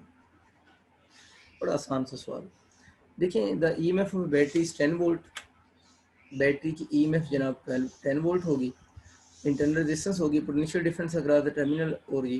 देखिए, इस सवाल में कहीं पर भी ये नहीं पता चल रहा कि बैटरी चार्जिंग स्टेट में या डिस्चार्जिंग स्टेट में है।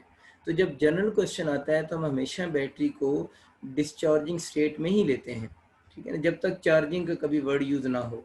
ये मैंने बात इसलिए कर दी कि जब आप ये फार्मूला अप्लाई करें, EMF equal to V terminal plus I into R, तो आप इसमें कन्फ्यूज़ ना हो जाए कि जब चार्जिंग डिस्चार्जिंग का लफ्ज़ प्रॉपर लिखा होगा तब आप लोगों ने माइनस लगाना है, अदरवाइज हमेशा प्लस से लगाना है। तो बहुत आसान सा सवाल है। अब इस सवाल में वो कह रहा है कि आप लोग क्या बताएं, potential difference across the terminal of the battery. ये इक्वेशन पता नहीं क्यों यूज़ की है, एनर्जी सप्लाई की है, और हमें पता है कि टर्मिनल पोटेंशियल डिफरेंस होता है, ये तो क्लोज सर्किट है ना, वो तो आई आर के बराबर होता है। टर्मिनल पोटेंशियल डिफरेंस जो होता है वो क्लोज सर्किट में आई आर के बराबर होता है। इधर से भी निकाल सकते हैं, इधर से भी निकाल सकते हैं। इधर से निकालने के लिए क्या चाहिए, ईएमएफ चाहिए, वो आपके पास है, इंटरनल रेजिस्टेंस चाहिए, वो भी आपके पास है, करंट आपके पास नहीं है, मसला बन गया। इधर से निकालना चाहें तो कैपिटल आर आपके पास है ना, 3 ओम, क्या चीज़ नहीं है, करंट नहीं है। इसका मतलब ये कि जब तक करंट कैलकुलेट नहीं हो जाता, इस फार्मूले को यूज़ करें या इसको यूज़ करें, वी टर्मिनल कैलकुलेट नहीं हो सकता। आप किसी तरह करंट कैलकुलेट करें। आज ही मैंने आपको करंट कैलकुलेट करने का क्या फार्मूला बताया, मैं पूरी डायग्राम नहीं बना रहा, अब आपको आइडिया हो चुका है। ईएमएफ कितनी है जनाब, इधर से 10 है, डिवाइडेड बाय कैपिटल आर कितना है 3, ये कैपिटल आर है, ये वाला एक्सटर्नल रेजिस्टेंस कैपिटल आर होता है, इंटरनल 2 है, तो 10/5 तो कितना हो गया 2 एम्पेयर हो गया। बस अब हो गया सवाल हल, इधर से निकाल लो या इधर से निकाल लो, बात एक ही, क्या जरूरत है इतने लंबे फार्मूले से निकालने से, इधर से निकाल लेते हैं, फिर हमें पता जो है कि वी टर्मिनल के बराबर होगा। तो आई कितना आ रहा है 2 इंटू ये कितना है 3 है मेरे ख्याल है, तो 3 2 आर 6 वोल्ट। इस केस के अंदर आपका जो वी टर्मिनल बनेगा वो 6 वोल्ट होगा। तो इस तरह का सिंपल सा क्वेश्चन आ सकता है आपका, इसको आप अटैम्प्ट कर लेंगे। अब ज़रूरी नहीं है कि सवाल में आपके वी टर्मिनल के क्वेश्चन आ जाए, आपका इवन करंट कैलकुलेट करने के क्वेश्चन आ सकते हैं, और इसके अलावा जो है वो क्वेश्चन आप लोगों के इंटरनल रेजिस्टेंस के भी क्वेश्चन आ सकते हैं। एक और क्वेश्चन लिख लें, ये भी मैंने लास्ट टाइम लिखवाया था कि ए resistance of 5 ohm is connected, a resistance of 5 ohm is connected to a battery of EMF 30 volt. If current passing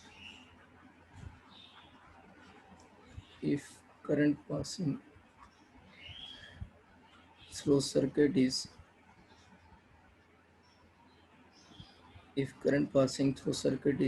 5 ampere,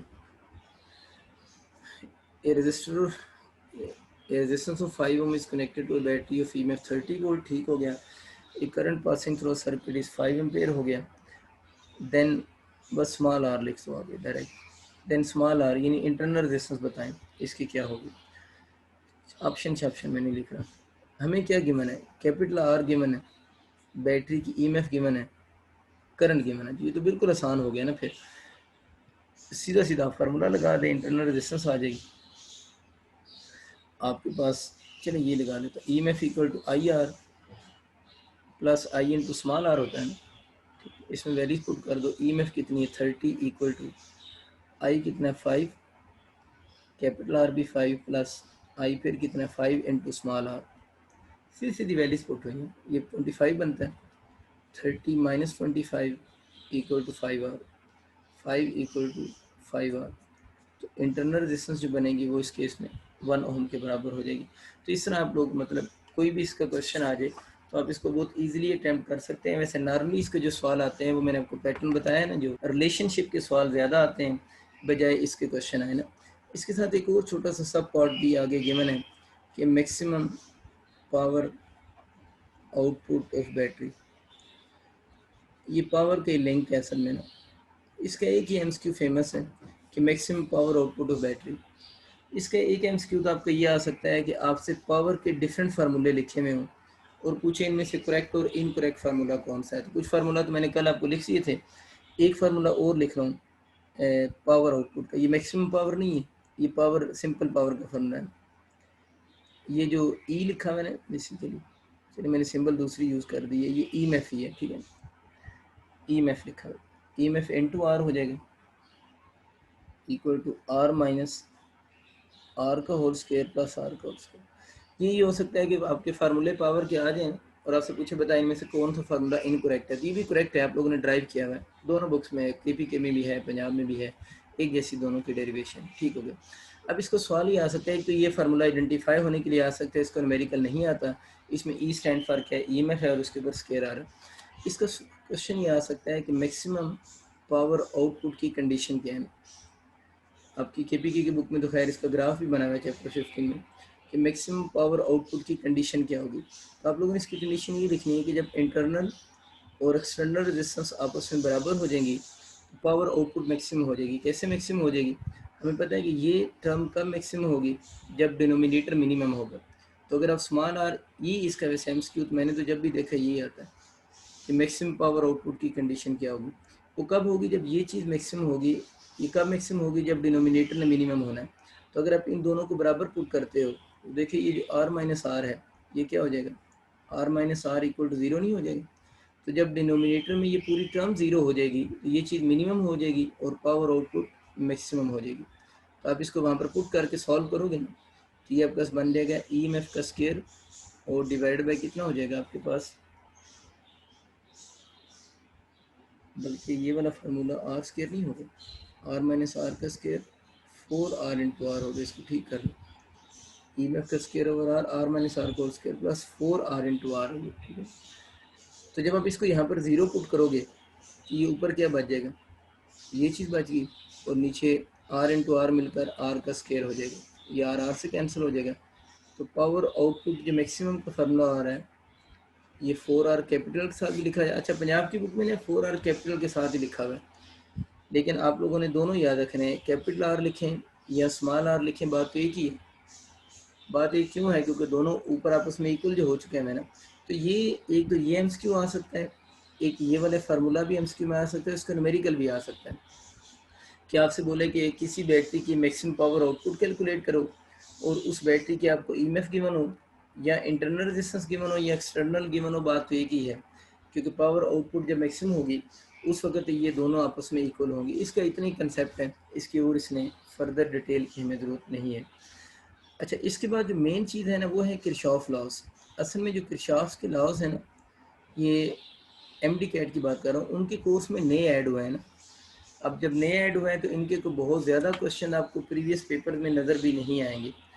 Kirchhoff laws का क्वेश्चन अगर ईटा में आ जाए या इधर आ जाए, तो अगर तो वो बेसिक सा क्वेश्चन बनाए जिस तरह हमारी बुक में लिखा हुआ है, वो तो ठीक है, लेकिन इसमें क्वेश्चन काफ़ी सारे कम्प्लेक्स बनने के भी चांसेस होते हैं। तो हम पहले वो चीज़ें पढ़ लेते हैं जो हमारे कोर्स में है।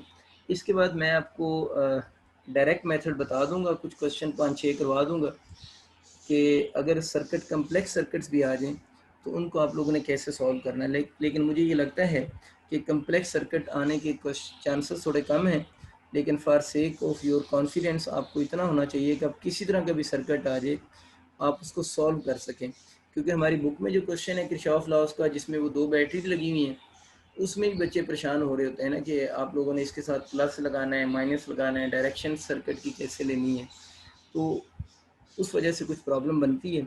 कोशिश करता हूँ मैं, जब हम आज किरचॉफ लॉज जब एंड पे पढ़ लेंगे, लेक्चर जब ख़त्म हो जाएगा, तो उसके बाद कोई भी आपको सर्किट आ जाएगा ना, आप उसके ऊपर बिल्कुल आंखें बंद करके किरचॉफ लॉज अप्लाई फिर कर लिए करेंगे। पहली बात कि किरचॉफ लॉज यूज़ क्यों हम करते हैं, ये यूज़ टू सॉल्व होते हैं कम्प्लेक्स सर्किट्स, यानी ये कम्प्लेक्स सर्किट्स को सॉल्व करने के लिए यूज़ होते हैं। कम्प्लेक्स सर्किट्स क्या होते हैं कि ऐसे सर्किट्स हैं, नंबर ऑफ वोल्टेज सोर्सेस, एक ऐसे सर्किट जिसके अंदर नंबर ऑफ वोल्टेज सोर्सेस हों, एक तो मतलब एक से ज़्यादा नंबर ऑफ वोल्टेज सोर्स लगे हुए, उनको कम्प्लेक्स सर्किट्स बोलते हैं। और ऐसे सर्किट भी कम्प्लेक्स सर्किट्स होते हैं, है वन वोल्टेज सोर्स, उनके अंदर एक ही वोल्टेज सोर्स हो, बट रजिस्टर्स जो होंगे ना, registers are not in series और पैरेलल। ये बात थोड़ी सी आपको नहीं, पैरेलल वर्ड है, पूरा लिख लेना। इस बात को समझने के लिए मेरे पास KPG की बुक पड़ी होगी, मैं उसी बुक से आपको दिखाता हूँ सर्किट, शायद आपको उस चीज़ को थोड़ा सा जल्दी से आइडिया हो जाए, क्योंकि सर्किट बनाऊंगा तो टाइम लगेगा। देखिए ना, अक्सर में एक रॉन्ग कंसेप्ट ये बना हुआ है। देखिए ना, ये किरचॉफ लॉज को समझाने के लिए सर्किट है। इस सर्किट में 2 वोल्टेज सोर्स हैं। चलो ये तो सीधी सीधी बात समझ आ गई कि 2 वोल्टेज सोर्स हैं, इसकी वजह से ये जो सर्किट है वो कम्प्लेक्स सर्किट है। हालांकि 2 वोल्टेज सोर्स होने से भी सर्किट सिंपल सर्किट हो सकता है। असल में कम्प्लेक्स सर्किट एक ऐसा सर्किट होता है जिसके अंदर जो रजिस्टर्स होते हैं ना, वो जो रजिस्टर्स होते हैं वो कंफर्म नहीं होता कि वो रजिस्टर सीरीज में लगे हुए हैं या वो रजिस्टर किस में है, पैरेलल में लगे हुए हैं। ये इसमें प्रॉब्लम है। तो हम जनरल ये बोल देते हैं कि कम्प्लेक्स सर्किट्स कौन से होते हैं, ऐसे सर्किट्स जिनके अंदर मोर देन 1 वोल्टेज सोर्स हो। एक तो हम ये बात करते हैं ना जिसके अंदर मोर देन 1 वोल्टेज सोर्स हो, 2 सोर्स नजर आए तो आप लोगों को कम्प्लेक्स लग गया। लेकिन ये चीज़ आप याद रखें कि कम्प्लेक्स सब होगा जब, वैसे जब एक से ज़्यादा सोर्स लगे होते हैं तो ज़्यादातर सर्किट में जो रजिस्टर होते हैं वो वेल डिफाइंड नहीं रहते, मतलब पता ही नहीं चलता कि वो सीरीज़ में लगे हुए हैं, पैरेलल में लगे हुए हैं।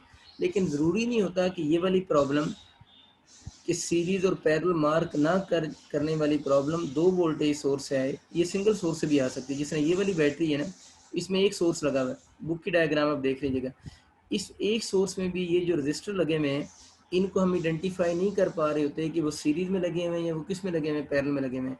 ये सर्किट आपको थोड़ा मुश्किल लग रहा होगा, आप इधर आ जाएँ व्हीटस्टोन ब्रिज पे। देखिए व्हीटस्टोन ब्रिज तो मेरा ख्याल है आप सारों को याद ही होगा। अब व्हीटस्टोन ब्रिज सर्किट में जब व्हीटस्टोन ब्रिज बैलेंस नहीं हुआ था ना, द मोमेंट जब व्हीटस्टोन ब्रिज बैलेंस नहीं था, तो आपको पता है यहाँ से करंट ए से बी की तरफ जा रहा था, बी से नीचे भी आ रहा था, फिर करंट ए से डी तक आ रहा था और डी से करंट फिर गैल्वानोमीटर की तरफ जा रहा था। तो ये जो रजिस्टर था, ये इस रजिस्टर में जब तक ब्रिज बैलेंस नहीं था, उस वक्त तक ये रजिस्टर आप डिसाइड ही नहीं कर पा रहे थे कि ये रजिस्टर सीरीज में है या रजिस्टर किस में है, पैरेलल में है। तो व्हीटस्टोन ब्रिज का जो सर्किट है, जब तक इसमें हालांकि एक वोल्टेज सोर्स है, जब तक ये ब्रिज बैलेंस नहीं होता, उस वक्त तक ये रजिस्टर जो है इसके बारे में कंफर्म ही नहीं होता कि वो सीरीज में या पैरेलल में है। यही प्रॉब्लम आप लोगों ने माइंड में भी रखनी है। वैसे आपसे इतना थ्योरेटिकल डेप्थ में जाके वो बात करेगा तो नहीं, लेकिन खुद को क्लियर करें कि कम्प्लेक्स सर्किट्स ऐसे सर्किट्स को कहते हैं जिसके अंदर जो रजिस्टर्स होते हैं वो अनप्रिडिक्टेबल हों। मतलब वो आप डिसाइड ना कर पाएँ कि वो रजिस्टर सीरीज में लगे हुए हैं या वो रजिस्टर पैरेलल में लगे हुए हैं। और जनरली जब हम लिखते हैं बात, हम ये लिखते हैं कि कम्प्लेक्स सर्किट्स कौन से होंगे, have number of voltage sources, वो कम्प्लेक्स सर्किट्स होते हैं। या ऐसे सर्किट्स को भी कम्प्लेक्स सर्किट्स कहते हैं जिसमें वन वोल्टेज सोर्स हो but resistance R not in series and parallel. In register के बारे में आप यूँ लिखने आर नॉट प्रिडिक्ट ना, आप इनको प्रिडिक्ट ना कर सकें कि वो सीरीज में है या पैरेलल में है, तो ऐसे सर्किट्स को हम कम्प्लेक्स सर्किट्स कहते हैं जिनमें रजिस्टर्स के बारे में पता ही ना चले कि वो सीरीज में लगे हुए हैं या वो पैरेलल में लगे हुए हैं। तो उन सर्किट्स को कम्प्लेक्स सर्किट्स कहेंगे। और ऐसे सर्किट्स को फिर हम सॉल्व करेंगे बाय यूजिंग किरचॉफ लॉज। कैसे सॉल्व करेंगे वो फिर देखेंगे। इसके जो अपोजिट सर्किट्स होते हैं वो सिंपल सर्किट्स होते हैं। सिंपल सर्किट्स जो होते हैं उन सर्किट्स को हम कैसे सॉल्व कर सकते हैं, उनके लिए तो सिंपल है। सिंपल सर्किट्स को सॉल्व करने के लिए हम लोग क्या यूज़ करते हैं, ओम्स लॉ यूज़ करते हैं, और दूसरा series and parallel combination use करते हैं। Series and parallel combination of resistors. अब आपको बात मेरी समझ आ रही होगी कि जब आपको ये पता ही ना चले, दो रजिस्टर या चार रजिस्टर लगे हुए हैं, आपको पता ही ना चले कि ये सीरीज में या पैरेलल में है, तो फिर तो वो कम्प्लेक्स हो गया। तो जब वो कम्प्लेक्स हो गया तो सीरीज और पैरेलल कम्बिनेशन तो उसके ऊपर अप्लाई नहीं हो सकते। जब अप्लाई नहीं हो सकते तो फिर इसको हम उसी किरचॉफ लॉज को यूज़ करके सॉल्व करेंगे। उसको ऐसे सर्किट्स को फिर सिंपल जो रूल्स हैं, जो सीरीज़ और पैरेलल कम्बिनेशन के रूल्स हैं, या जिसे हम ओम्स लॉ बच्चे बोल रहे हैं, उनसे फिर ऐसे सर्किट्स को हम सॉल्व नहीं कर सकते। हम पहले, मैं ये करता हूँ ना, आपको बुक में जो सीधा सीधा लिखा हुआ है पहले वो पढ़ा देता हूँ, फिर इंशाल्लाह इस पर बहुत अच्छी और डिटेल गुफ्तगू भी कर लेंगे। आपको ये कंसेप्ट अब मेरी तरफ से कन्वे हो गया हुआ है कि कम्प्लेक्स सर्किट्स में ये रॉन्ग कंसेप्ट बना हुआ है कि more than one voltage source होने पे वो कम्प्लेक्स सर्किट होता है। More than one voltage source हो और जो आपके पास रजिस्टर्स हैं वो डिफाइंड ना हो कि वो सीरीज और पैरेलल में है, तो तब उस सर्किट को हम कम्प्लेक्स सर्किट्स कहेंगे। अभी टाइम नहीं है अभी, क्योंकि मैं उस पर बात नहीं करना चाह रहा। जब मैं आपको किरचॉफ रूल्स के क्वेश्चन करवाना शुरू करूँगा ना, तो वहाँ पर ये बात मैं आपको दोबारा क्लियर करूँगा। मैं एक से ज़्यादा वोल्टेज सोर्स बनाऊँगा और उस सर्किट को मैं ओम लॉ को यूज़ करके भी सॉल्व कर दूँगा और उसको किरचॉफ रूल्स से भी सॉल्व कर दूँगा, तो दोनों के आंसर सेम आएंगे। फिर आपको ये वाला पॉइंट कुछ बच्चों के माइंड में चल रहा होगा कि उनको समझ नहीं आ रहा होगा, उनको ज़्यादा क्लियर हो जाएगा। मैंने एक से ज़्यादा वोल्टेज सोर्स बनाऊँगा और उसको दोनों मेथड से सॉल्व करूँगा। ये बात और क्लियर कर लें कि किरचॉफ जो रूल्स हैं वो सिंपल सर्किट्स के ऊपर भी अप्लाई होते हैं। ये नहीं कि सिंपल सर्किट्स के ऊपर किरचॉफ रूल अप्लाई नहीं होते, वो तब भी अप्लाई होते हैं। लेकिन सीरीज और पैरेलल कम्बिनेशन सिर्फ किस पे, सिंपल सर्किट्स के ऊपर अप्लाई होते हैं, ये कम्प्लेक्स पे नहीं होते। वो जो है किरचॉफ लॉज जो हैं वो दोनों पे अप्लाई होते हैं, सिंपल पे भी और कम्प्लेक्स पे भी। तो ये जो प्रॉब्लम मैं बात कर रहा हूँ ना, कि ये कुछ बच्चों को डाउट हो रहा होगा मेरी इस बात का, वो जब मैं सर्किट आपको करवाऊंगा तो उसके अंदर आपको ये एग्जैक्ट पॉइंट क्लियर हो जाएगा कि बात बिल्कुल ठीक है कि एक से ज़्यादा वोल्टेज सोर्स होने से भी सर्किट सिंपल हो सकते हैं और उनको दोनों तरह से सॉल्व किया जा सकता है। ठीक, चलिए शुरू करते हैं पहले अपना टॉपिक्स, किरचॉफ फर्स्ट लॉ। आज तो मेरा ख्याल हम यही पढ़ सकेंगे। किरचॉफ फर्स्ट लॉ है। अच्छा, किरचॉफ फर्स्ट लॉ का एक और नाम भी होता है, इसको जंक्शन रूल भी कहते हैं। इसको पॉइंट रूल भी कहते हैं, इसको जंक्शन रूल भी कहते हैं, इसको पॉइंट रूल भी कहते हैं, और इसको किरचॉफ करंट लॉ भी कहते हैं। बड़े नाम है इसके। इसको किरचॉफ करंट लॉ भी कहते हैं, KCL, किरचॉफ करंट लॉ। सबसे कॉमन तो यही है। तो अगर आज इन Kirchhoff first law, Kirchhoff junction rule, point rule, Kirchhoff current law, ये सारे इसी के ही लॉ हैं, एक ही बात है। सबसे पहला इसका जो MCQ आता होता है, ये नाम शाम तो MCQ है ही ना, कि इट इज़ बेस्ड ऑन, ये वाला जो लॉ है किस पे बेस करता है। तो अब सबको याद है, this is based on law of conservation of charge. अगर पूछता है ये किस पे बेस करेगा, तो याद रखना है ये law of conservation of, law of conservation of charge पे बेस कर, ठीक है। It is based on the law of conservation of charge पे बेस करेगा। है बड़ा सिंपल सा लॉ, इसको पहले लॉ को देख लेते हैं। लॉ में ये कहते हैं कि सपोज करें ये एक रजिस्टर है, ये एक रजिस्टर है, किसी भी शेप के बना लें, ये ना सोचे हमारी बुक में थोड़े डिफरेंट बने हुए। इस रजिस्टर और इस इधर से करंट जो आ रहा है इस ब्रांच में से I1 आ रहा है, इधर से करंट I2 आ रहा है, इधर करंट I3 जा रहा है, इधर करंट I4 जा रहा है। अब ये जो पॉइंट है ना P पॉइंट, इस P पॉइंट को हम बोलते हैं जंक्शन, यानी P पॉइंट को हम बोलते हैं जंक्शन। जंक्शन क्या होता है? जंक्शन एक ऐसा पॉइंट होता है सर्किट में वेयर 3 or मोर वायर्स कह लें या कंडक्टर्स कह लें, मीट करते हैं। मैं बात क्लियर करता हूँ बड़ी ध्यान से। जंक्शन सर्किट का वो पॉइंट होता है जहाँ तीन, दो नहीं मैंने लिखा, मैं फिर सी में दो भी लिख देते हैं, वेयर 2 or 3 वायर्स या कंडक्टर मीट करें, वो जंक्शन है। मैं थोड़ा और क्लियर करता हूँ फिर इधर वापस आता हूँ। देखें देखें ध्यान से देखें इसको।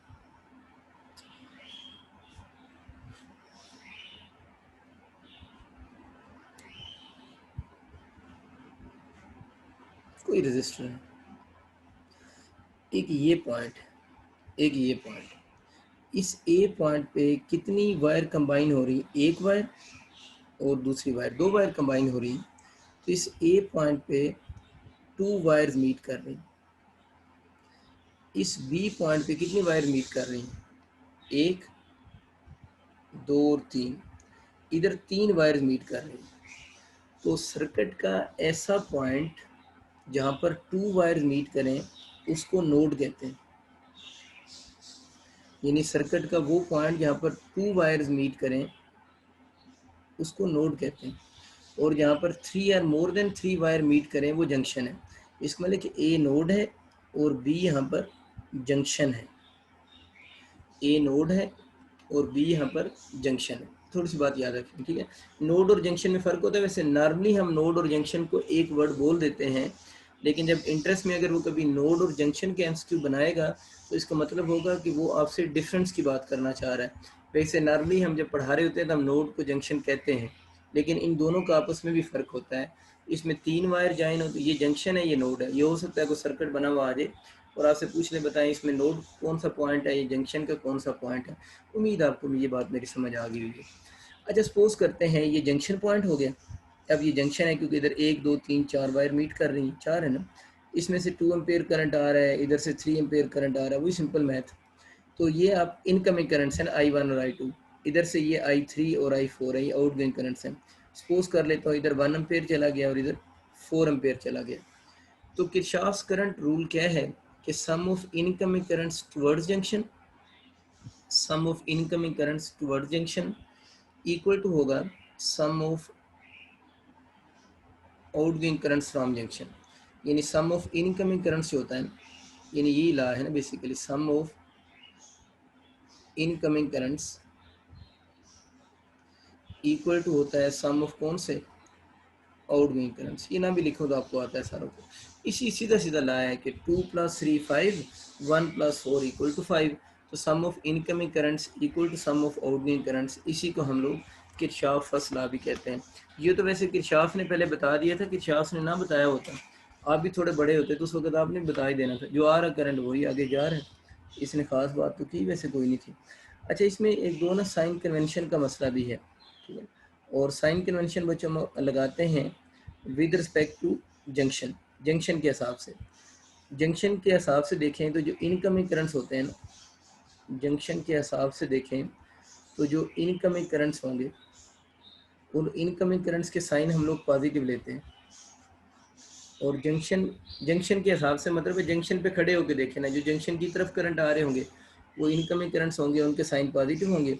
और जंक्शन के रिस्पेक्ट से जो आउटगोइंग करंट्स होंगे ना, अगर जंक्शन के रिस्पेक्ट से देखें तो जो आउटगोइंग करंट्स होंगे उनके साइन नेगेटिव होंगे। इनकमिंग करंट के साइन पॉजिटिव, आउटगोइंग के साइन नेगेटिव। अगर पिछली डायग्राम आपके माइंड में है तो I1 plus I2 equal to क्या था, I3 प्लस I4। अब इस इक्वेशन को मैं किस तरह लिख सकता हूँ, अब आप मुझे बताएं। ये इक्वेशन वो पिछला सर्किट माइंड में रखें। अगर मैं लिख सकूँ कि I1 plus I2 minus I3 minus I4 equal to 0, या मैं इस इक्वेशन को लिखूँ I3 plus I4 minus I1 minus I2 equal to 0, तो इनमें से कौन सी ठीक है? ये सारी ठीक है। इसमें से ये वाला लिखना रॉन्ग है, यूँ आप नहीं लिख सकते। यूँ क्यों नहीं लिख सकते कि अगर कोई बंदा इस इक्वेशन को देखेगा तो उसको लगेगा कि ये वाली जो इक्वेशन जिस सर्किट के लिए लिखी गई है उसमें I3 और I4 जो है वो इनकमिंग करंट्स हैं, और उसको लगेगा कि ये दोनों के साथ माइनस आ रहा है तो ये आउट गोइंग है। हालांकि वो जो पिछली डायग्राम अभी आपने देखी है उस डायग्राम में दोबारा देख लें, इस डायग्राम में I1 और I2 तो इनकमिंग करंट्स है ना यार, ये इनकमिंग है, ये आउट गोइंग है। तो अगर कोई बंदा इस इक्वेशन को देखता है तो उसको लगेगा वो जो डायग्राम बनी हुई है, ठीक है ना, उसमें ये इनकमिंग है और ये आउट गोइंग है। इसका मतलब ये हुआ कि ये कन्वेंशन का एमसीक्यू है ना। तो अगर ये आ जाए, वो सर्किट बना हुआ आ जाए जो पीछे मैंने बनाया था, और सर्किट बना हुआ आ जाए और आपसे पूछे A option, B option, C option, और आपसे पूछे इनमें से इनकरेक्ट कौन सा है, तो आप बोलोगे सी ऑप्शन इसमें इनकरेक्ट है। ये बिल्कुल ठीक है। और साइन कन्वेंशन कब अप्लाई करनी है? जब इक्वेशन में इक्वल टू 0 लिखा हो, अदरवाइज अप्लाई नहीं होती। जिस तरह इसमें तो अप्लाई नहीं हो रही ना, तो कब अप्लाई होगी? जब इक्वल टू 0 लिखा होगा। तो आपको समझ आ गया, इसको इधर लेकर जाना है, उसको उधर लेकर जाना मैथमेटिकली ठीक है, लेकिन फिजिक्स में तो अपने साइन के मीनिंग भी होते हैं ना, तो साइन के मीनिंग असल में चेंज हो रहे हैं, क्योंकि यहाँ पर आप इसको फिर इनकमिंग समझना शुरू कर देंगे, इसको आउटगोइंग। तो ये वाली ठीक है, ये वाली ठीक है। उम्मीद है बात समझ आ गई। ये देखिए, ये सम ऑफ करंट लिखा हुआ है, ये सम ऑफ क्या लिखा हुआ है? करंट। तो sum of current at junction is equal to, फिर मैं क्या लिख सकता हूँ? 0 लिख सकता हूँ। इस बात के कोई फिजिकल मीनिंग तो इतने अच्छे नहीं है, बस बुक की डेफिनेशन है तो मैं बोल देता हूँ कि सम ऑफ करंट देख लें at a junction is equal to 0 होगा। क्यों इक्वल टू 0 होगा? बाई कन्वेंशन अगर हम इनकम करंट को पॉजिटिव लेते हैं और आउट गोइंग को नेगेटिव लेते हैं तो जंक्शन पे सम ऑफ करंट इक्वल टू 0 होगा। अब अक्सर बच्चे ये सोचते हैं कि जंक्शन पॉइंट पे, जंक्शन के ऊपर, इसका मतलब अगर हम एम मीटर लगा दें, जंक्शन के ऊपर अगर हम एम मीटर लगा दें तो क्या एम मीटर जो होगा वो 0 करंट शो करेगा? यानी अगर हमने बोला है ना कि sum of current equal to 0 होगा, किस पे सम ऑफ करंट इक्वल टू 0 होगा? जंक्शन पे। तो अगर हम एम मीटर को लगा दें जंक्शन पे तो क्या एम मीटर क्या रीडिंग देगा? एम मीटर आपको याद रखना है, एम मीटर 0 रीडिंग शो नहीं करेगा, ठीक है ना। ये बाई कन्वेंशन आंसर 0 आ रहा है, प्रैक्टिकली तो उस पॉइंट पे करंट 0 नहीं आ रहा ना। कन्वेंशन क्यों 0 आ रहा है? क्योंकि इसको पॉजिटिव ले रहे हैं, इसको नेगेटिव ले रहे हैं। तो जंक्शन पॉइंट पे अगर हम एम मीटर लगा दें तो एम मीटर 0 करंट शो नहीं करेगा। समझ की बात की ना? क्यों नहीं? आप वैसे छोड़ दें, एम मीटर को छोड़ें, आप उंगली लगाएं ना, आपको समझ आ जाएगा करंट है या नहीं है। तो वो करंट कितना शो करेगा? वो इनकमिंग की इक्वल शो कर देंगे ना। अगर इनकमिंग 5 एम्पेयर बनता है, इस एग्जांपल के अकॉर्डिंग, पिछली एग्जांपल को कोट कर रहा हूँ ना, तो एम मीटर वहाँ पर 5 एम्पेयर ही शो करेगा। ये बड़ी आसान सी बात है, आपको ऑलरेडी समझ आ गई। दोनों स्टेटमेंट्स आप लोगों ने माइंड में रखनी है। अच्छा, इसकी अगर हम वैलिडिटी की बात करें, बल्कि यहीं पर वाइंड अप कर लेते हैं, क्योंकि अभी ये काफ़ी सारी बात रहती है, बाकी इंशाल्लाह हम इसको कल कंटिन्यू करें।